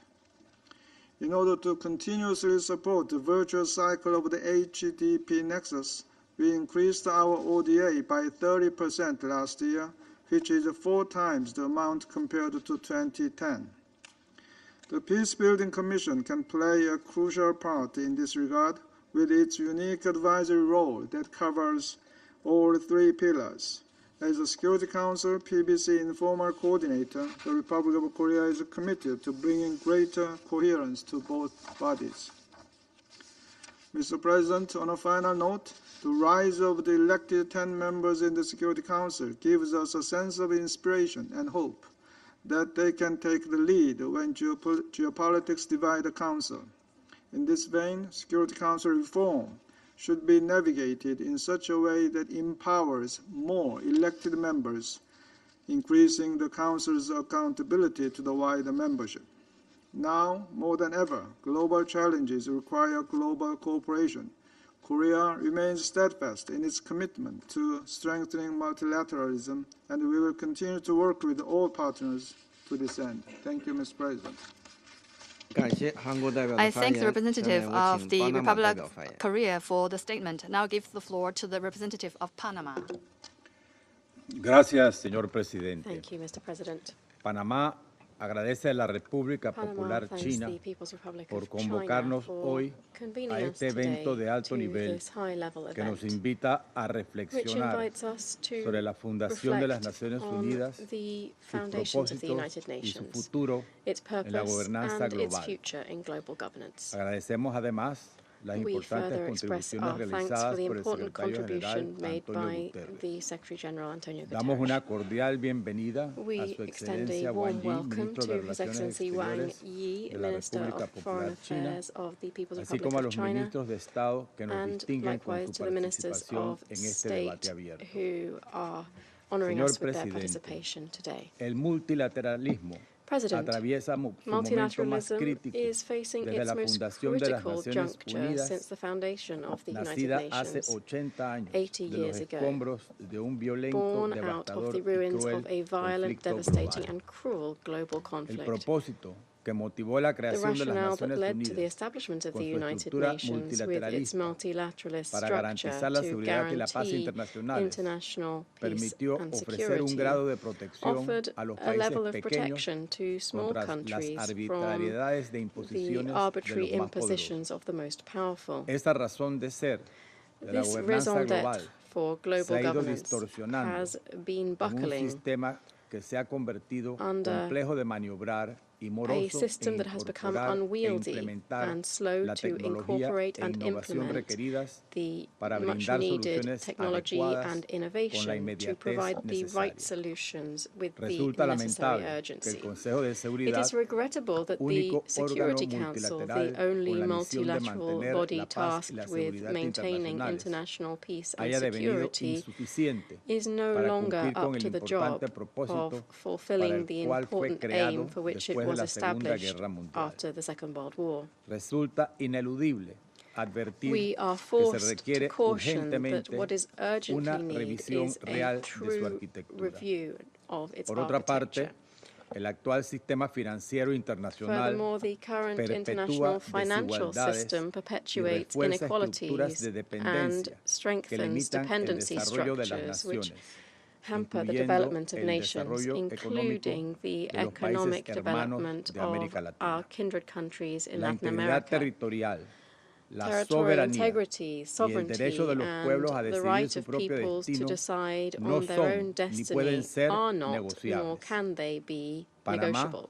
Como país fundador de esta Panama, as a organización, founding country in this organization, with the contributions from the distinguished Panamanian lawyer Dr. Ricardo J. Alfaro, who contributed to the drafting of the Universal Declaration of Human Rights and incorporating the term human rights in the United Nations Charter, notes with concern the development of these trying situations which the organization is currently facing el multilateralismo.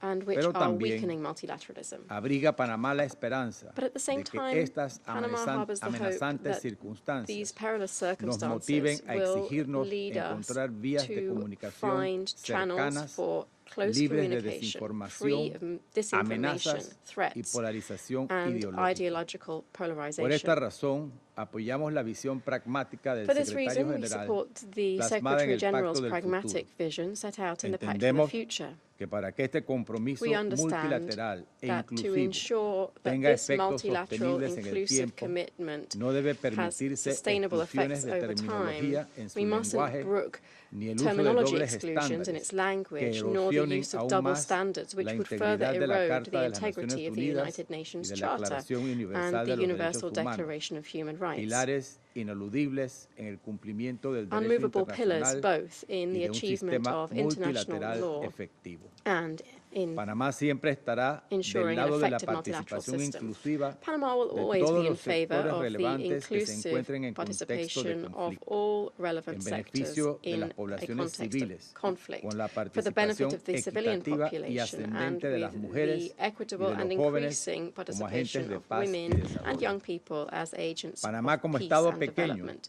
cosechó los Panama, frutos del as a multilateralismo small state, desde is su reaping fundación the como rewards of república multilateralism independiente. and has been doing Prueba so since concreta de our ello foundation es as la an lucha independent republic. generacional Tangible que proof of mediante this esfuerzos is the generational diplomáticos struggle llevó a la that through culminación diplomatic de un efforts enclave led to the colonial que end nos of a dividía colonial y enclave la which divided recuperación us de nuestro and canal, to the recovery of una de our las vías canal, acuáticas one vitales of the para vital continuar waterways for ensuring ininterrumpidamente y de sustained manera and neutral neutral el service servicio del comercio to internacional international y el libre trade tránsito and marítimo to del global mundo. free maritime Fue transit. en este Consejo, It was in this reunido en la ciudad council, de Panamá en meeting in Panama 1973, City in cuando se 1973, internacionalizó la it was causa this council panameña, that brought international motivándose attention las to partes the a partir de ese Panamanian momento cause, leading the trascendental parties from a that negociar time tratados to que pusieran negotiate fin a la treaties bringing an presencia end extranjera to foreign en nuestro presence on our territorio, territory, garantizando el apoyo del mundo a nuestra guaranteeing the world's soberanía support for our plena e full integridad sovereignty territorial, and our territorial un integrity. hito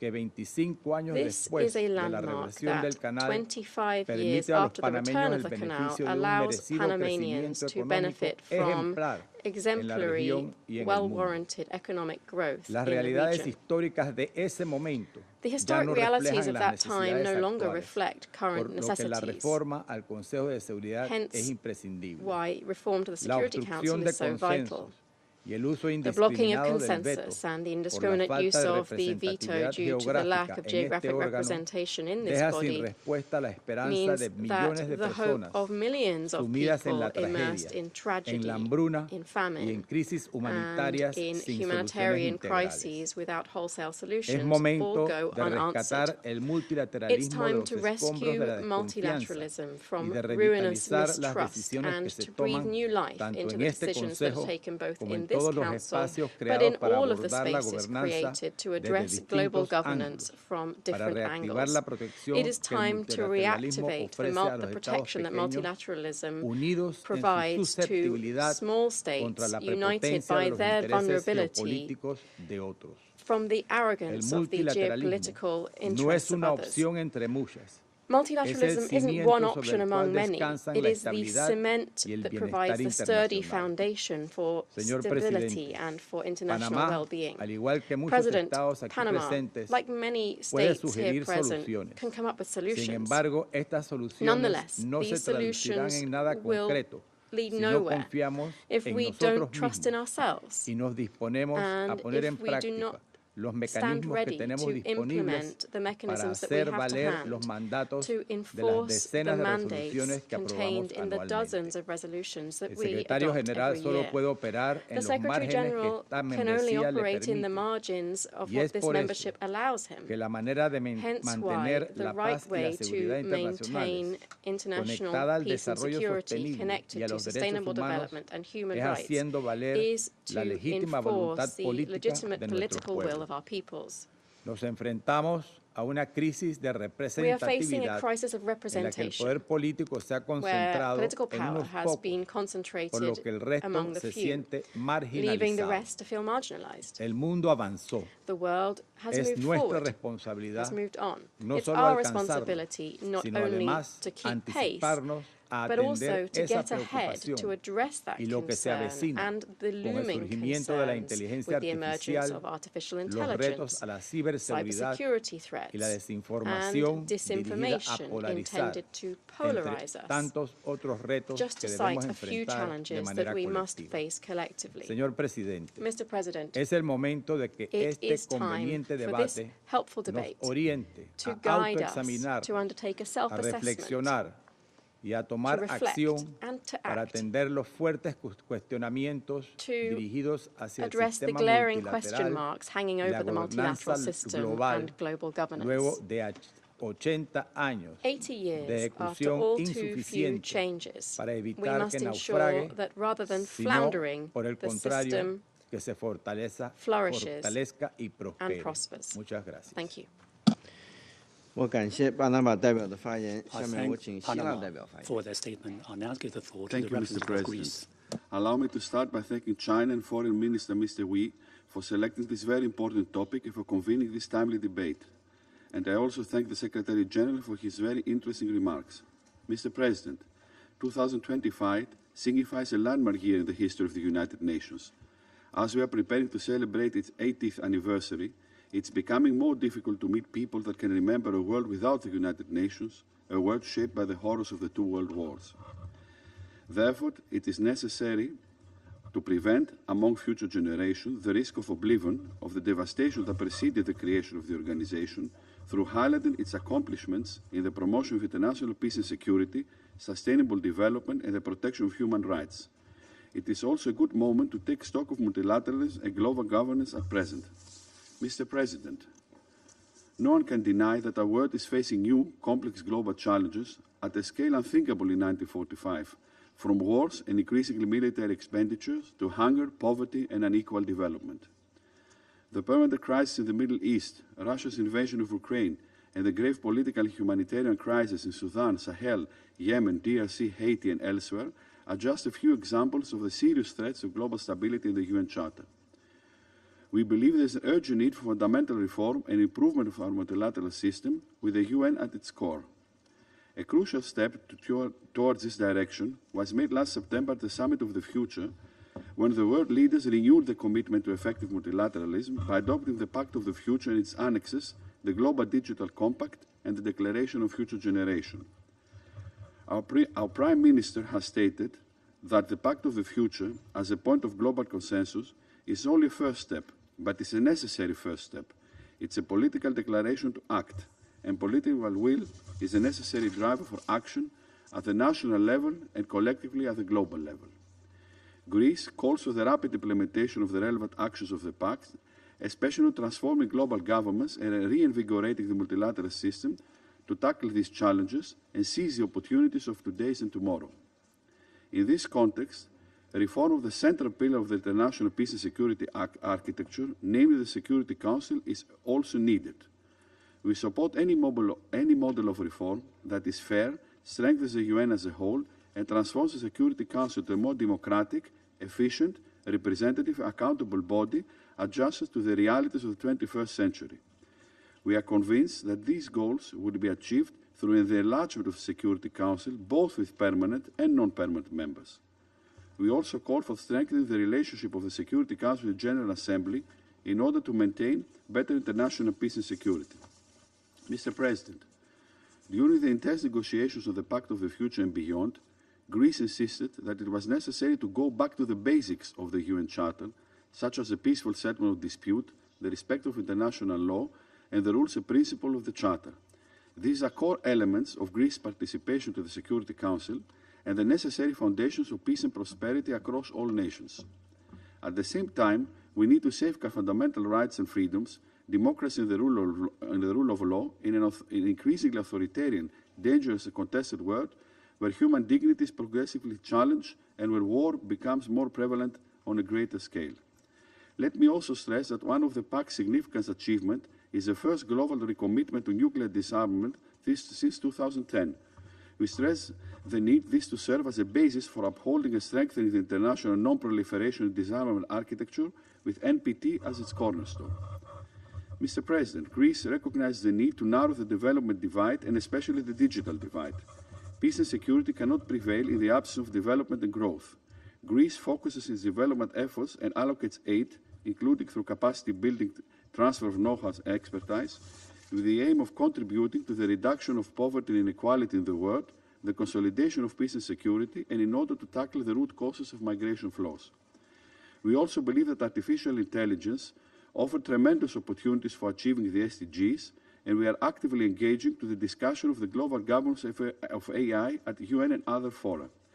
Our common efforts to bridge the digital divide should focus on the implementation of the Global Digital Compact, which represents the first comprehensive global framework for digital cooperation, chartering a roadmap for global AI governance. Mr. President, we are also deeply concerned with the lack of substantial progress in tackling the effects of climate change.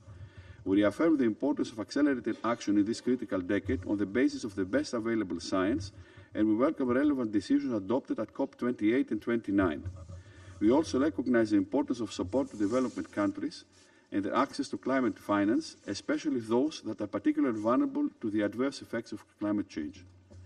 Mr. President, in closing, let me underline that the upcoming celebration of the 80th anniversary of the UN serves as a moment of collective reflection on the accomplishments of our organization, a reiteration of a common belief to its core values and principles, and a time to begin reforming global governance and the multilateral system. Let us all work together towards this direction. I thank you.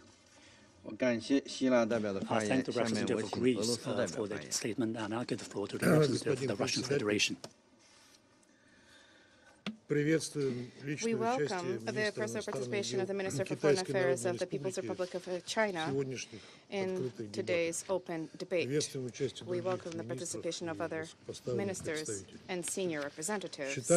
We believe that the topic proposed by the Chinese presidency is highly relevant and provides us with a good opportunity to discuss through the geopolitical prism the root causes of the current profound crisis plaguing the modern international world order. We see today's meeting as a unique continuation of the discussions which took place in July 2024 when the Council under Russia's presidency considered the question of multilateral cooperation in building a more fair, democratic, and sustainable world order. 80 years ago, on the 4th of February, 1945,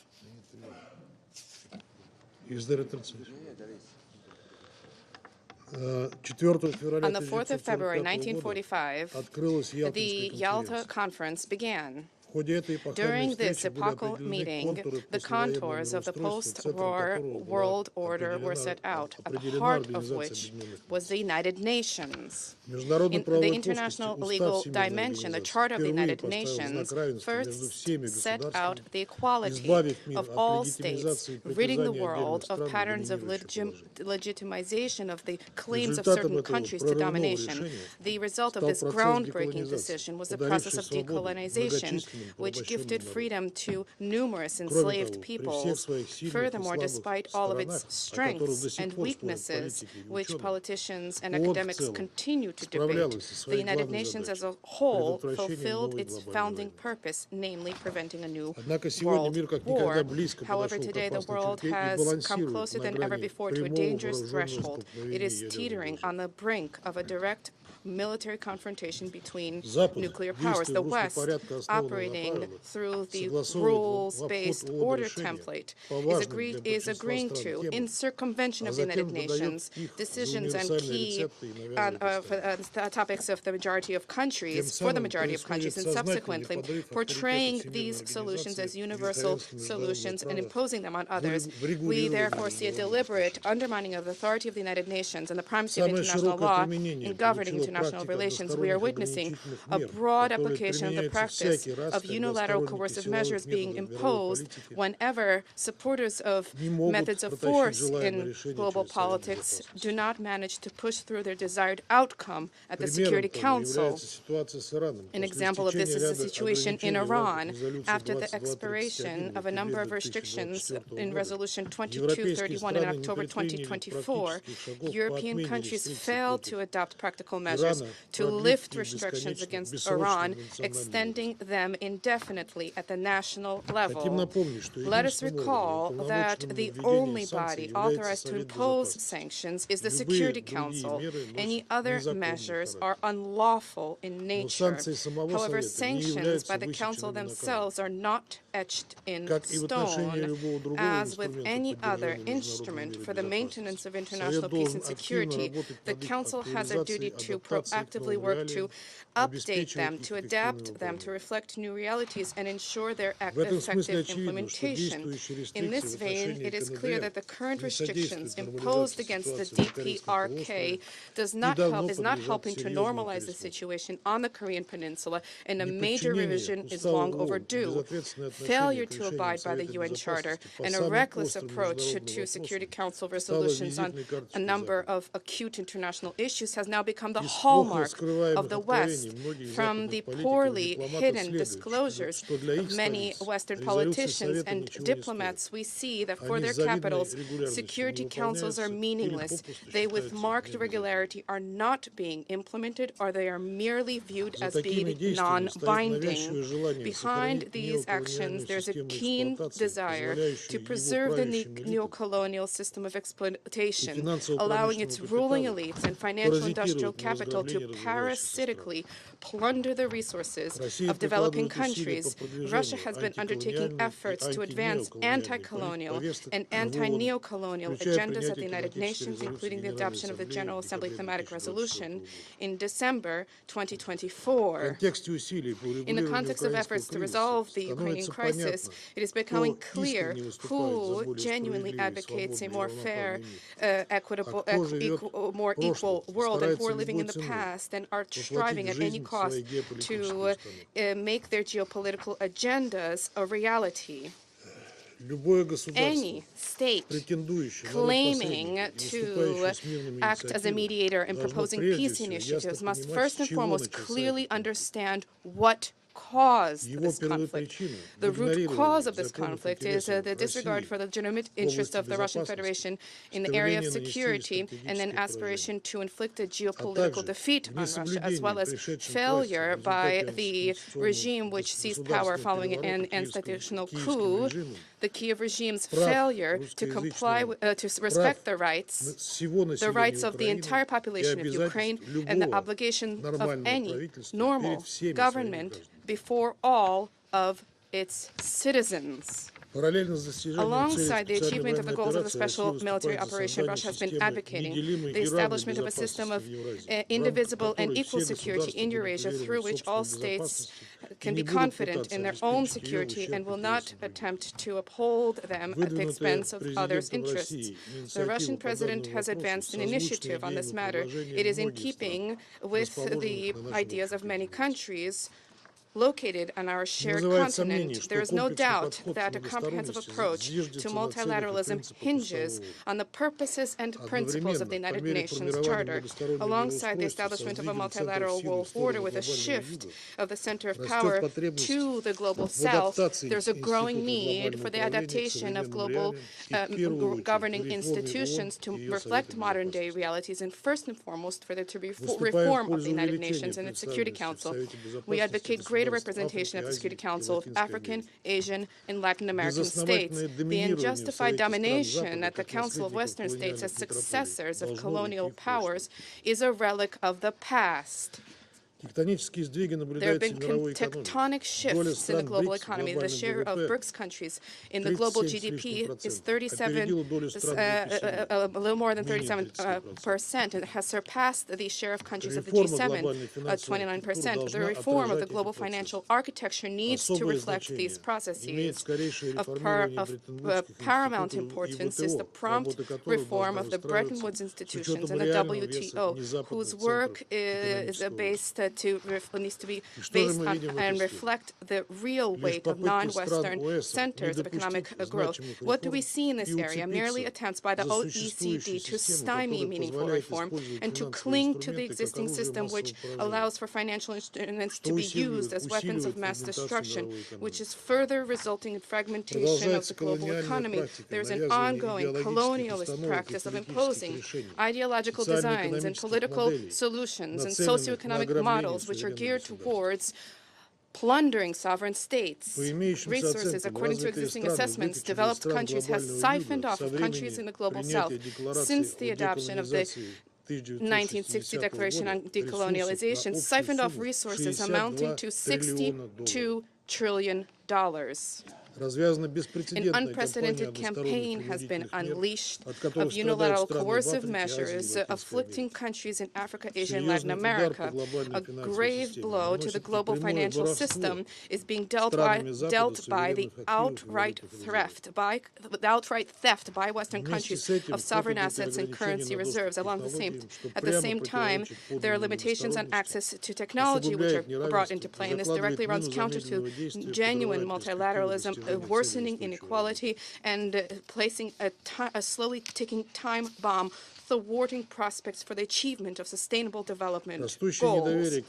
A growing mistrust in the financial system based on Western reserve currencies and the visible outflow of funds and securities and debt obligations of Western countries and major banks is fueling processes of activization of regional ties for the formation of effective and secure multilateral international economic mechanisms, alternatives to those which the West has been controlling and using for the advancement of its parochial interests. This includes expansion of transactions in national currencies, the establishment of independent payment systems, and the establishment of an industry market chains and circumvention of those channels that have been blocked or compromised as a result of politically motivated restrictions. Interregional and regional organizations and their partnerships, in our view, have the potential to become linchpins that govern the multilateral world order institutes. So this is an approach which has been set out in President Putin's approach, a blueprint for a greater Eurasian partnership, the economic bedrock for our initiative for common and indivisible security in Eurasia. There is no doubt that an important role here that lies with BRICS, the SCO, as well as the CIS, the Eurasian Economic Union, ASEAN, and other associations. An apt example of international and regional cooperation is the activity of UNRWA, an excellent example of this. For many decades, they have been providing assistance to Palestinians in humanitarian assistance, education, healthcare, and social services on the occupied Palestinian territory. Essentially, UNRWA has been doing everything which the occupying power, West Jerusalem, has an obligation to do. The occupying power which has been waging an unprecedented persecution against UNRWA. the ongoing work of the agency without obstacles as a ticket to the survival of the residents of Gaza and the West Bank. Today, UNRWA for the residents of Gaza is the their sole last hope to which there is no and can be no alternative. Our duty is to protect the mandate of the interests of the agency to advance its work, its unique work for the Palestinians, both in the occupied Palestinian territory and in neighboring Arab countries. In this connection, we support the call of the UN Secretary General and the General Commissioner of UNRWA to Israel for it to comply with its international legal obligations and to lift the Knesset legislation for the prohibition on UNRWA's activities. Clearly, an important impetus for strengthening multilateralism is becoming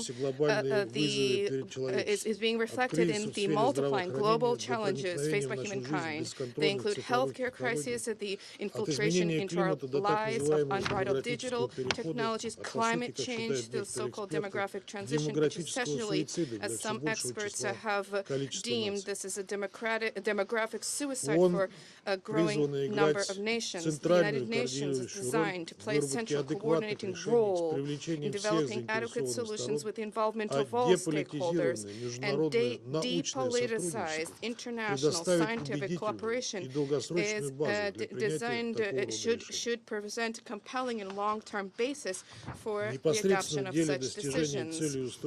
When it comes specifically to the achievement of the SDGs, major hopes have been pinned on the forthcoming Fourth International Conference on Financing for Development to be held in Spain in July.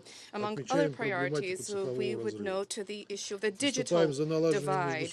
We advocate the establishment of international dialogue and stepping up the activity of specialized international organizations with the aim of reducing digital inequality, providing assistance to developing states and states with transitional economies, and fleshing out national legislation and high technology infrastructure for the digital economy. Discussions on the above-mentioned issues need to take place without slipping into futile polemicism, otherwise tangible results will be beyond reach.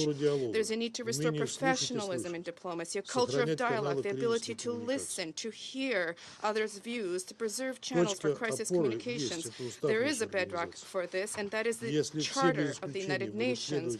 If all parties, barring none, respect its spirit and letter, not interpreting it selectively for the advancement of geopolitical interests, the United Nations is in a position to resolve current disputes and reach common ground on the majority of issues facing it. Thank you.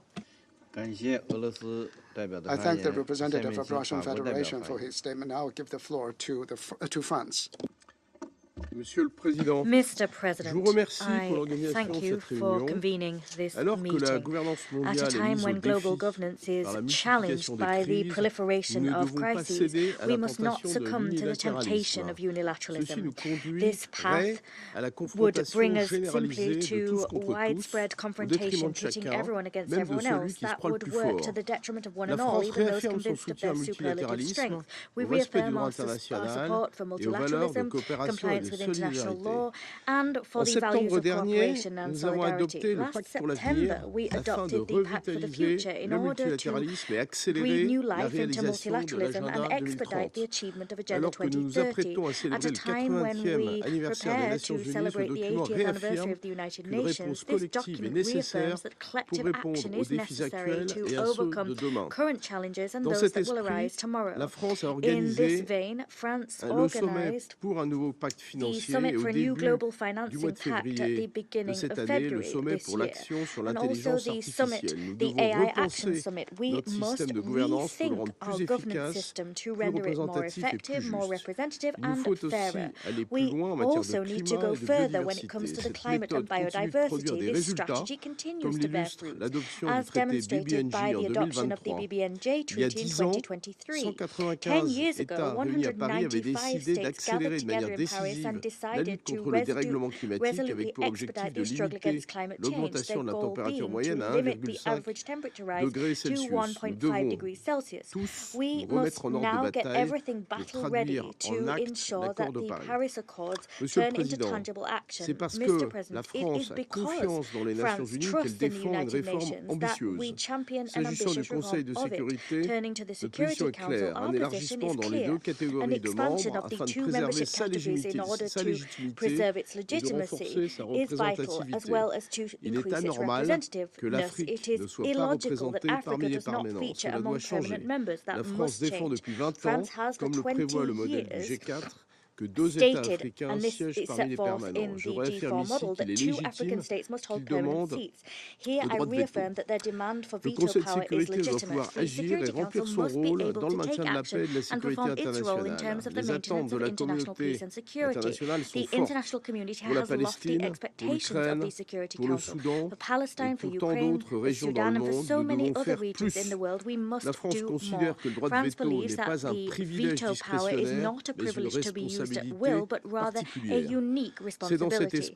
It is with this in mind that France, since 2015, has, alongside Mexico, championed an initiative to suspend the use of the veto in situations of mass atrocities, that is, crimes of genocide, crimes against humanity, and war crimes on a large scale. 106 states have already extended their support to this initiative, and in the Pact for the Future, we have committed to stepping up our efforts on this matter. Let us prove ourselves worthy of expectations in this regard. Thank you. I thank France for its statement. Now I give the floor to the representative of the United Kingdom. President, and I welcome the contributions to our discussion today from His Excellency Foreign Minister Wang Yi and the Secretary General. The United Kingdom remains deeply committed to the United Nations. But 80 years since its creation, with more countries engaged in conflict than ever before, we're falling short of its founding mission to save succeeding generations from the scourge of war. And despite progress on health and education, significant global challenges remain.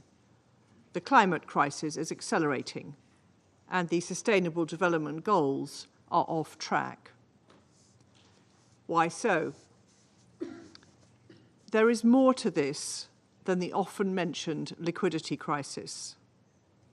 In 80 years, UN membership has increased from 51 to 193 member states. But the UN and its institutions are not fully representative of all its members. We now live in a multipolar world, not a bipolar or a unipolar one, and whose challenges, climate, pandemics, cybersecurity, are more transnational than national. As the Secretary General reminded us, and so many speakers today have reiterated, the Pact of the Future demonstrated a clear desire and a clear commitment to reinvigorate the multilateral system, including through reforming the UN and the international financial system. Together, we need to redouble our efforts and find new ways to address emerging challenges. 2025, the UN's 80th anniversary and a year of key summits, is the first step on this path. Next month, we have the Commission on the Status of Women and the Beijing +30 meeting. In June, we have the UN Oceans Conference. In July, Financing for Development 4. And later in the year, we have the UN Social Summit and COP30 back in Brazil. Together, these summits seek to address our shared concerns. Their success is critical for progress and the UN's reputation as our multilateral home. Second, we need to use the UN more effectively to deliver international peace and security. Such progress must go hand in hand with upholding human rights. This starts, first and foremost, with the defence of the UN Charter, as colleagues have referenced. Nowhere is that more true today than in Ukraine, whose sovereignty and territorial integrity is under threat from Russian aggression. We must work to ensure that all UN tools, including its good offices, are used to deliver and advance peace. For example, Personal Envoy Lamamra has a crucial platform to bring together the warring parties in Sudan. We encourage reinvigorated momentum for mediation efforts, as well as renewed focus on prevention to reduce crises before they happen. This year's Peacebuilding Architecture Review is an important opportunity in this regard.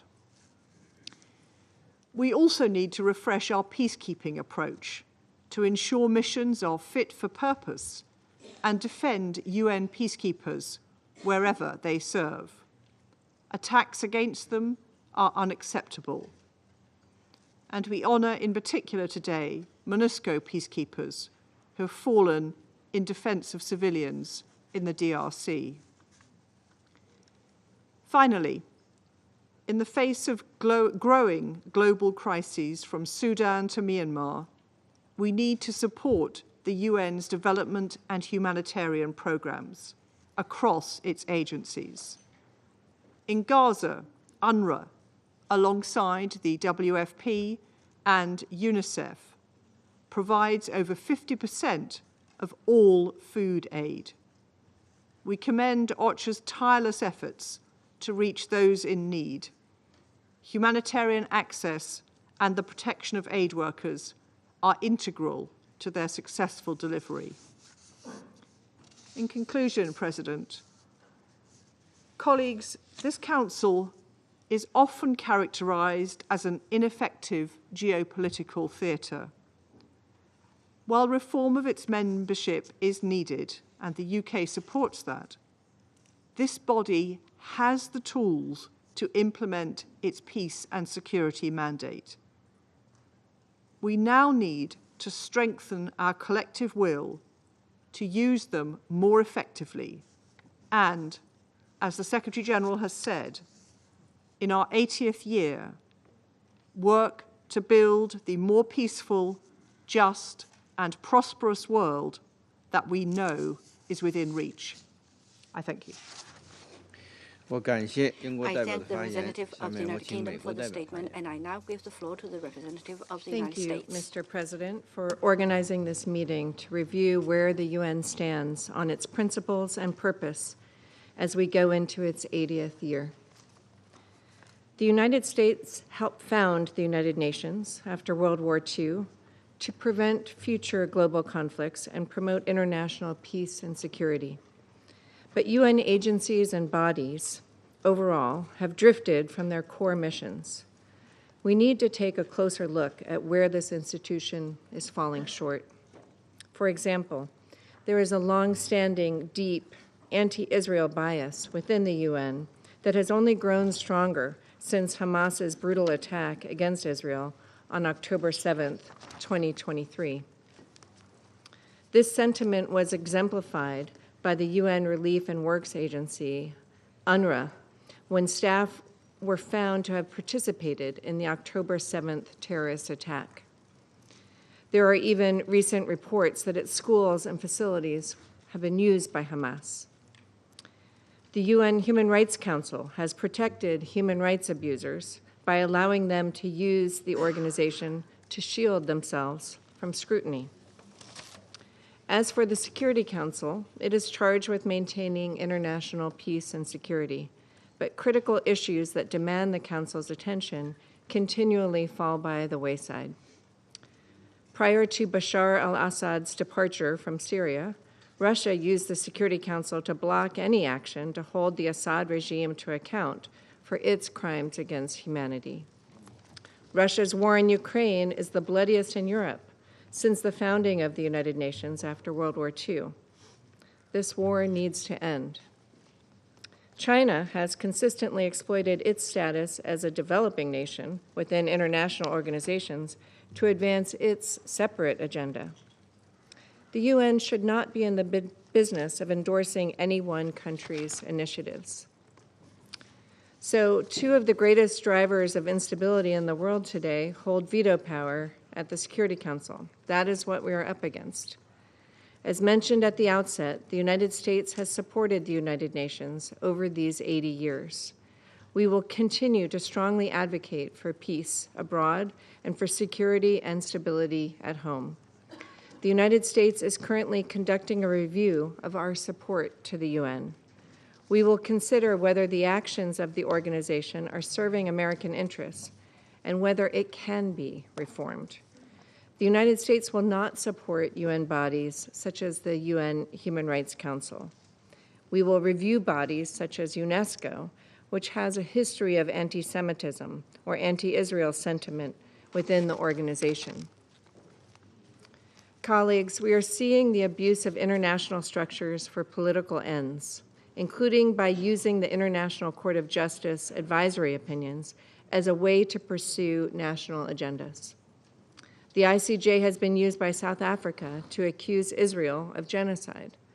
Unfortunately, the term genocide has been misappropriated to become an international slander. Mr. President, as we look at the tools available to us to promote economic and social development, we need to harness the power of artificial intelligence, which will have countless revolutionary applications in economic innovation, national security, healthcare, and free expression. America welcomes partnerships with UN member states that foster the creation of AI technology, but we must guard against strangling the development of AI with needless regulations. We must also be wary of attempts to use AI algorithms to rewrite history, surveil users, and censor speech. Mr. President, a few words about sanctions, or so-called illegal unilateral coercive measures. The United States reiterates that its autonomous sanctions programs are consistent with international law. In addition to observing and respecting UN sanctions, the United States and many of our partners legitimately use domestic authorities, carefully regulating our domestic financial systems in a tailored way to address threats to international peace and security. In doing so, we go to tremendous lengths to avoid humanitarian impacts or impacts on the flows of life-saving food and medicine to those in need. Mr. President, in conclusion, the United States supports the UN's return to its founding mission of promoting peace and security around the world. As President Trump has stated, we will be taking a hard look over the next few months on what reforms the UN needs to undertake to get us to that point. I thank you. I thank the representative of the United States for the statement. I now give the floor to the representative of Slovenia. Thank you, Mr. President. We are encouraged by the leadership of China in organizing today's debate, and we thank Secretary General for his briefing earlier. Colleagues, soon we will mark 80 years since the end of the Second World War. Devastation and suffering caused by the war led the leaders to unite and establish the UN with the noble motivation, quote, to save succeeding generations from the scourge of war, end of quote. Our organization and hope for a peaceful future raised as a phoenix out of the ashes of the war, as beautifully depicted by Per Krog's mural for peace hanging in the chamber just behind us or above us. However, as if the core to the raison d'etre of our organization has loosened with time, and as if we are not capable anymore to imagine peace. The conflicts are running at an all-time high. The UN Charter, the international law, international humanitarian law, and the resolutions of this Council are all being undermined and right out violated or ignored without any accountability. Since we have entered the Security Council a year ago, we have been asking ourselves how to revive the spirit of San Francisco. Like Guyana, we are asking ourselves how to rebuild the trust among ourselves and in the Council. And like Sierra Leone, we are wondering how to reverse the erosion of international order based on international law and built around the organization. These questions led us to organize the Leadership for Peace open debate during the Security Council presidency in September last year. Together, we adopted a presidential statement and recommitted to our responsibilities and roles. The number of speakers then and today is a testament of our continuing belief in the United Nations. Mr. President, let me make 3 points on how Slovenia sees the way forward. And they are: focus on what we have in common, address new non-traditional security threats, and protect achievements of the past 8 decades. First, international community joined under the umbrella of the United Nations continues to share most noble aspirations. We committed to a world free of fear and free of want. We committed for every human to be able to have her needs, rights, and dignity protected and promoted. These goals continue to unite us. Last year, we adopted the Pact for the Future, for a world that is safe, peaceful, just, equal, inclusive, sustainable, and prosperous. A world in which well-being, security, and dignity, and solidarity, and healthy planet are assured for all humanity. We agree with you, Mr. President, as with many other colleagues who are convinced that the Pact is a good and broad enough basis to implement our common aspirations. Second, international community joined under the umbrella of the United Nations should acknowledge the profound global transformation we are experiencing today, a transformation that is adding new, non-traditional concerns to the existing ones. Climate change and environmental threats can fuel conflicts. Water-related risks are a challenge to the resilience of societies. Cyber attacks on critical infrastructure, hospitals, and government institutions can bring the world to a standstill. Disregard for safety and protection of nuclear power plants can hinder lives of generations to come. Terrorism continues to threaten security and well-being of all our citizens. These new security concerns don't stop at our borders. They don't recognize regional divisions. They represent our shared concern, our common threat. And the Council should step up efforts in addressing them. So let us commit to fighting these challenges, and let us do it together. UN community is our strength. And my third and last point, international community joined under the umbrella of the United Nations should be proud of its past achievements. A major contribution of the UN with its legal framework is that it enabled the power of rules to replace the rule of power. Even if it doesn't always work properly and in all situations, it provides a protective shield for a great majority of member states against notion of might is right, in the words of my Danish colleague. Violations of the UN Charter, of the international law and international humanitarian law, the erosion of respect for the work of the humanitarian organizations and their staff, disregard for the protection of civilians, especially women and children in armed conflicts, without any accountability, risk driving our world into disorder and chaos. So, colleagues, the Secretary General Dag Hammarskjöld once observed that it is not big powers who need the UN for their protection. It is all the others. We, the others, the great majority of UN member states, should act accordingly to protect 8 decades of the international system based on rules and the UN Charter, and build consensus to deliver peace, to end with a quote of the current Secretary General. Thank you. I thank Slovenia for the statement, and I now give the floor to the representative of 伦达女士阁下发言。I give the floor to Her Excellency Ms. Landa, Minister of Foreign Affairs. Muchísimas gracias, señor presidente.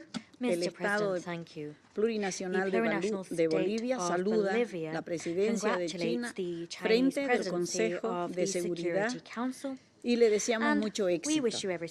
Quiero saludar en nombre de nuestro hermano presidente, Luis Arce Catacora, y del pueblo boliviano, en ocasión de la celebración del bicentenario de nuestra independencia. Esta fecha marcará el inicio de una etapa como Estado plurinacional de Bolivia para continuar fortaleciendo la equidad y la justicia para nuestro pueblo. Este encuentro se lleva a cabo en un contexto en la que la crisis multidimensional que atraviesa el mundo se profundiza cada día más. Hoy le corresponde a la República Popular China asumir el desafío en un contexto mundial difícil que se caracteriza, uno, por el agravamiento de la crisis climática, en el que varios países enfrentan el peligro real de desaparecer por el aumento del nivel del mar, el calentamiento global que agrava la inseguridad alimentaria. Dos, las consecuencias de prácticas neocolonialistas y ocupaciones militares por mantener la hegemonía y el control de nuestros recursos naturales. Tres, el peligro de una guerra comercial de alcances generales con consecuencias gravísimas en todos los campos. Cuatro, las amenazas de profundizar el genocidio contra el pueblo de Palestina. 5. Los bloqueos económicos y las medidas coercitivas unilaterales como armas de dominio contra países soberanos. Ante estas amenazas a la paz y a la existencia del planeta, el desafío más importante es la implementación de un cambio radical e urgente en la estructura de las Naciones Unidas, especialmente en el Consejo de Seguridad. Es necesario restaurar al respecto por el derecho internacional, los derechos humanos y establecer una gobernanza global, inclusiva y representativa.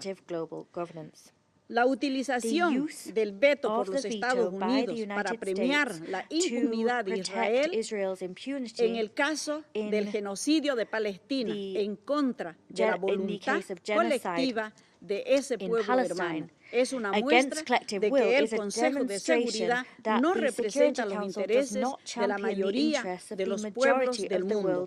Estamos luchando por ratificar el tránsito hacia la multipolaridad y al multilateralismo, pero efectivo. Políticamente no es correcto ni aceptable para la profundización de las relaciones internacionales que 5 países determinen el destino de toda la humanidad, mientras que el sur global solo observa de la periferia. El veto debe desaparecer. Los estados que violen los derechos humanos y el derecho internacional deben ser suspendidos del Consejo de Seguridad. La ampliación de los miembros de este órgano debe responder a variables como geográficas, climáticas y tener en cuenta los desafíos globales. Todos debemos escucharnos y debemos ser representados. Señor presidente, el camino hacia un mundo multipolar, los BRIC se han constituido una alternativa real en el orden económico y financiero. Bolivia apuesta por fortalecer el nuevo Banco de Desarrollo de los BRIC para financiar nuestro crecimiento sin ataduras de instituciones financieras tradicionales. Señor presidente, la defensa de los derechos humanos debe ser universal, efectiva y no selectiva. Es hora de que este Consejo exija a Israel detener las acciones genocidas y el desplazamiento forzado de hombres y mujeres del pueblo de Palestina, de su men and women territorio. from their Esperamos territory. que It is este our hope debate that this marque debate el will mark the inicio de beginning una of a transformación genuine real y no transformation and de not simply una the nueva beginning of ronda a de new round of intervenciones, statements. porque está en Because juego la vida y el the very planeta, y existence eso of the no nos planet and espera. human life is at stake Para and finalizar, cannot wait. quiero reiterar To la conclude, I posición wish de to Bolivia, reiterate Bolivia's position de nuestro hermano presidente, that en la of our última brotherly Asamblea president, General de las which was Naciones expressed in the Unidas, most recent que hace UN un General llamado Assembly. a He convertir called al for the mundo en world to una be zona turned de paz. into Muchas a zone gracias. of peace. I thank you.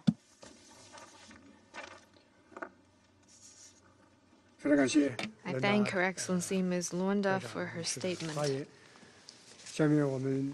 now give the floor to His Excellency Mr. Peter Szijjártó, Foreign Minister of Hungary.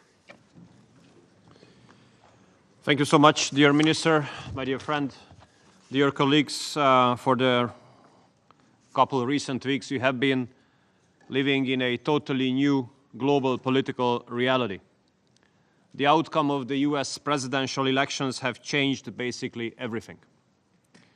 The whole Western world has received a new leader carrying out a patriotic and sovereignistic political strategy, considering national interest as number one, standing on the basis of common sense, going against the woke ideology and launching a freedom fight against the global dictatorship of the international liberal mainstream. We Hungarians have been doing this for the last 15 years, carrying out a conservative, Christian, patriotic, pro-peace, anti-migration political strategy, for which we have been under tremendous attacks, tremendous and continued attacks carried out by the representatives of the woke ideology and the representatives of international liberal mainstream. And I have to tell you, Mr. President, dear colleagues, that the woke ideology and the international liberal mainstream have poisoned international politics and international relations. Therefore, the last years have become the age of dangers and conflicts. Huge amount of money, multiple tens of billions of dollars have been invested into campaigns, blackmailing, and insulting patriotic governments all around the world, interfering into domestic political procedures and elections. International politics have been totally lacking mutual respect. What we had instead? Stigmatization, lecturing, and blackmailing. And we Hungarians have suffered a lot of all these phenomena. Therefore, we welcome the recent changes. We especially cherish that the financial channels of this political strategy of interfering into domestic issues of other countries have been cut, which makes it possible that mutual respect will return as the basis of international politics. Mr. President, we Hungarians have been living in the neighborhood and the shadow of the war in Ukraine, which has put a lot of challenges ahead of us and caused a lot of harms and losses to our country. And we have to tell you that the international liberal mainstream has fueled this conflict by stigmatizing and attacking all of those who had been speaking in favor of peace. We remember the stigmatization, spies, propagandists, friends of whoever. Therefore, a special appreciation should go to those countries who have kept the pro-peace camp alive regardless of the tough circumstances. And a very special appreciation should go to the People's Republic of China to establish the Friends of Group of Peace during the last General Assembly of the United Nations. And dear colleagues, the presidential elections in the US have brought tremendous changes in this case as well. A pro-peace president has been elected. Therefore, we have a bigger hope than ever for the peaceful resolution of the war in Ukraine. And we welcome that direct, highest possible level meetings have started today between the United States and the Russian Federation. We have been representing this position for 3 years, to keep the channels of communication open, to look for diplomatic solutions, to keep the ties with the Russian Federation. And for this, we had been under tremendous attacks in international politics. We had been saying that there's no solution on the battlefield. You have only dead people, casualties, and destroyment on the battlefield. The only solution comes around the negotiating table. And what is happening now shows that we were right. Although you might say the Hungarians are not right, but the Hungarians will be right for sure. And this has been shown by the recent developments.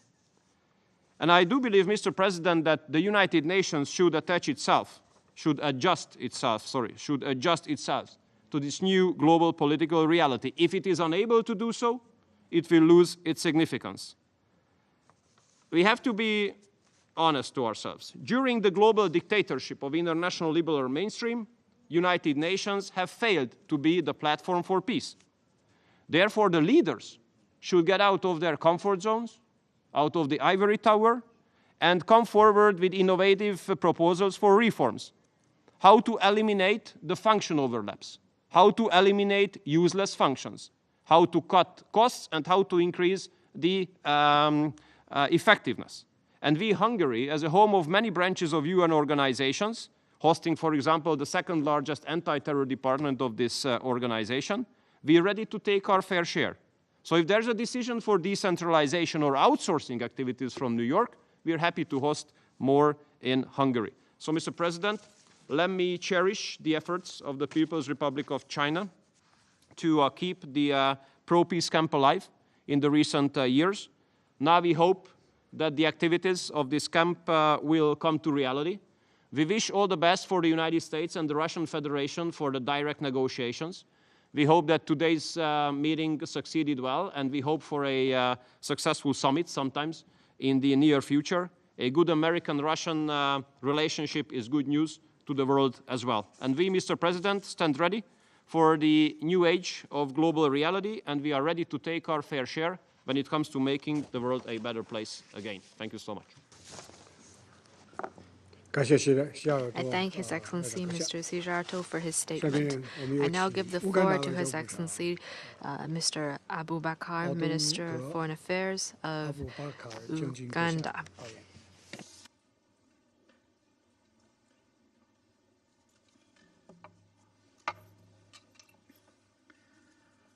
Mr. President, members of the Council, invited guests, ladies and gentlemen. Mr. President, it is very humbling and a great honor for Uganda to have been invited to join you in the debate about multilateralism and global governance. Let me also take this opportunity to thank the Secretary General for his briefing and all the previous speakers for their illuminating contributions to this debate. Mr. President, let me on the outset share with you some quotes. Mr. Hubert Védrine, the former Minister of Foreign Affairs of France, said, I quote, "We cannot accept either a politically unipolar world, nor a culturally uniform world, nor a unilateralism of a single hyperpower." End of quote. Kofi Annan, former Secretary General of the United Nations, said, and I quote, "There is a certain tendency on the part of some Americans to treat the UN as a multilateralism a la carte, where you pick and choose where it suits you, and where it doesn't suit you, you pull back." John F. Kerry, former Secretary of State of the United States, said, and I quote, "I think we celebrate the 70th anniversary of the UN. As we celebrate the 7th anniversary of the UN, it is a good moment to rekindle our efforts to make multilateralism work again. And I am proud to say that in the Iran agreement, I think we did show that it can work, end of quote. Today, the world is in a state of flux. What with the myriad of challenges around issues of climate change, geopolitical tensions, threatening world peace and security, and pandemics, among others. Yet, there is a palpable loss of trust on the age-old institutions and mechanisms of solving them. As we commemorate the 80th anniversary of the founding of the UN, it is most fitting that the world reflects on options available for solving these challenges. For example, to what extent can we still rely on multilateralism? I must therefore thank the President of the Council for choosing this subject and shining a light on it for our attention. Multilateralism, often understood as a cooperation among multiple nations to address shared challenges, has been the cornerstone of global governance, most especially since the mid-20th century. Rooted in the principles of collective action and shared responsibility, it has evolved significantly over time, facing both triumphs and trials. Multilateralism emerged more prominently after World War II with the establishment of the UN in 1945 as its flagship institution. The UN Charter laid the foundation for international cooperation, emphasizing principles such as sovereign equality, peaceful dispute resolution, and the rejection of use of force. Over the decades, multilateralism expanded both horizontally. For example, the United Nations membership grew from 51 members to now 193, and vertically by incorporating non-state actors like the NGOs and private organizations. The post-Cold War era saw a surge in multilateral efforts with the rise of global governance frameworks addressing common challenges like trade with the formation of the World Trade Organization, climate change with the signing of Paris Agreement, and public health with the formation of the World Health Organization. In spite of this, it is always important for us to remember that multilateralism has always been work in progress, balancing universal aspirations with the realities of power politics. Despite this apparent achievement, multilateralism continues to face significant challenges, particularly now in the 21st century. These challenges range from structural impediments, rising nationalism and populism, power shifts in the global arena, global crisis, to loss of trust in the system. The UN Security Council veto system and the lack of equitable representation for especially developing countries hinders effective decision-making. Take, for example, the African continent, with a population of now more than 1.4 billion people, having no representation at the permanent seats category. Compare this with Europe, with a population of about 500 million people with 3 permanent seats. We could make the UN Security Council more representative and effective if we considered expanding both the permanent categories and the non-permanent categories, particularly by rectifying the injustices meted out to Africa and granting Africa 2 seats in the permanent category and 3 additional seats in the non-permanent category. Many world leaders have disavowed multilateral agreements, prioritizing unilateral actions instead. For example, when you withdraw from the Paris Climate Change Agreement or from the World Health Organization, you are effectively condemning multilateralism to doom. The 21st century is significantly different from the 20th century. Nations that didn't exist then are members of the UN now. Significant economic progress in a number of countries, particularly in the global south, now means power dynamics have shifted. The shift has major implications. Parallel structures have emerged, and Western domination of institutions is now challenged. The recent outbreak of COVID-19 significantly exposed limitations of the existing multilateral mechanism in coordinating global response. The above scenario have led to polarization and inequality, weakened trust in the multilateral institutions, making collective action more difficult. As John F. Kerry, whom I quoted earlier, did indicate, there is a need to rebuild trust and confidence in the global institutions. The picture I have painted above is rather depressing and fatalistic. However, you could examine ways and options to make multilateralism adapt to contemporary realities and become robust and effective in dealing with existing challenges. I would like to propose that we look at the following. 1, we must endeavor to introduce inclusive reforms. Efforts must be undertaken to modernize the UN, the World Trade Organization, and many other institutions so that they better reflect the current realities. These reforms should better reflect the priorities of the developing countries and ensure geographically diverse representation. 2, we must adopt a multi-stakeholder approach involving NGOs, private actors, and civil society in global governance can foster more flexible and responsive solutions. 3, we should take advantage of technological advances.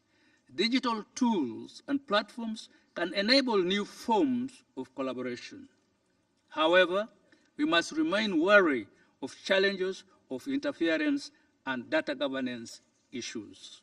4, initiatives like the UN Foundation's Our Future Agenda are harnessing the energy and creativity of the youth to drive innovative solutions to sustainable development. Such initiatives must be supported. 5, the 2030 Agenda for Sustainable Development and the Pact for the Future provide a roadmap for renewed international cooperation, emphasizing equity and intergenerational responsibility. In conclusion, it is important to note that multilateralism, while facing significant challenges, remains indispensable for addressing global issues that transcend national borders. Its history demonstrates resilience and adaptability.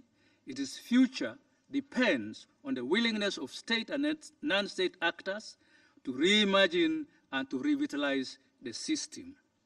As the world grapples with existential threats like climate change, pandemics, and geopolitical tensions, the need for effective multilateralism has never been greater. By embracing inclusivity, innovation, and solidarity, humanity can redefine what is possible together. I thank you, Mr. President. I thank you all for listening to me. I thank His Excellency General Abu Bakr for his statement. I now give the floor to Vice Foreign Minister of Saudi Arabia, His Excellency Mr. Al-Hariji.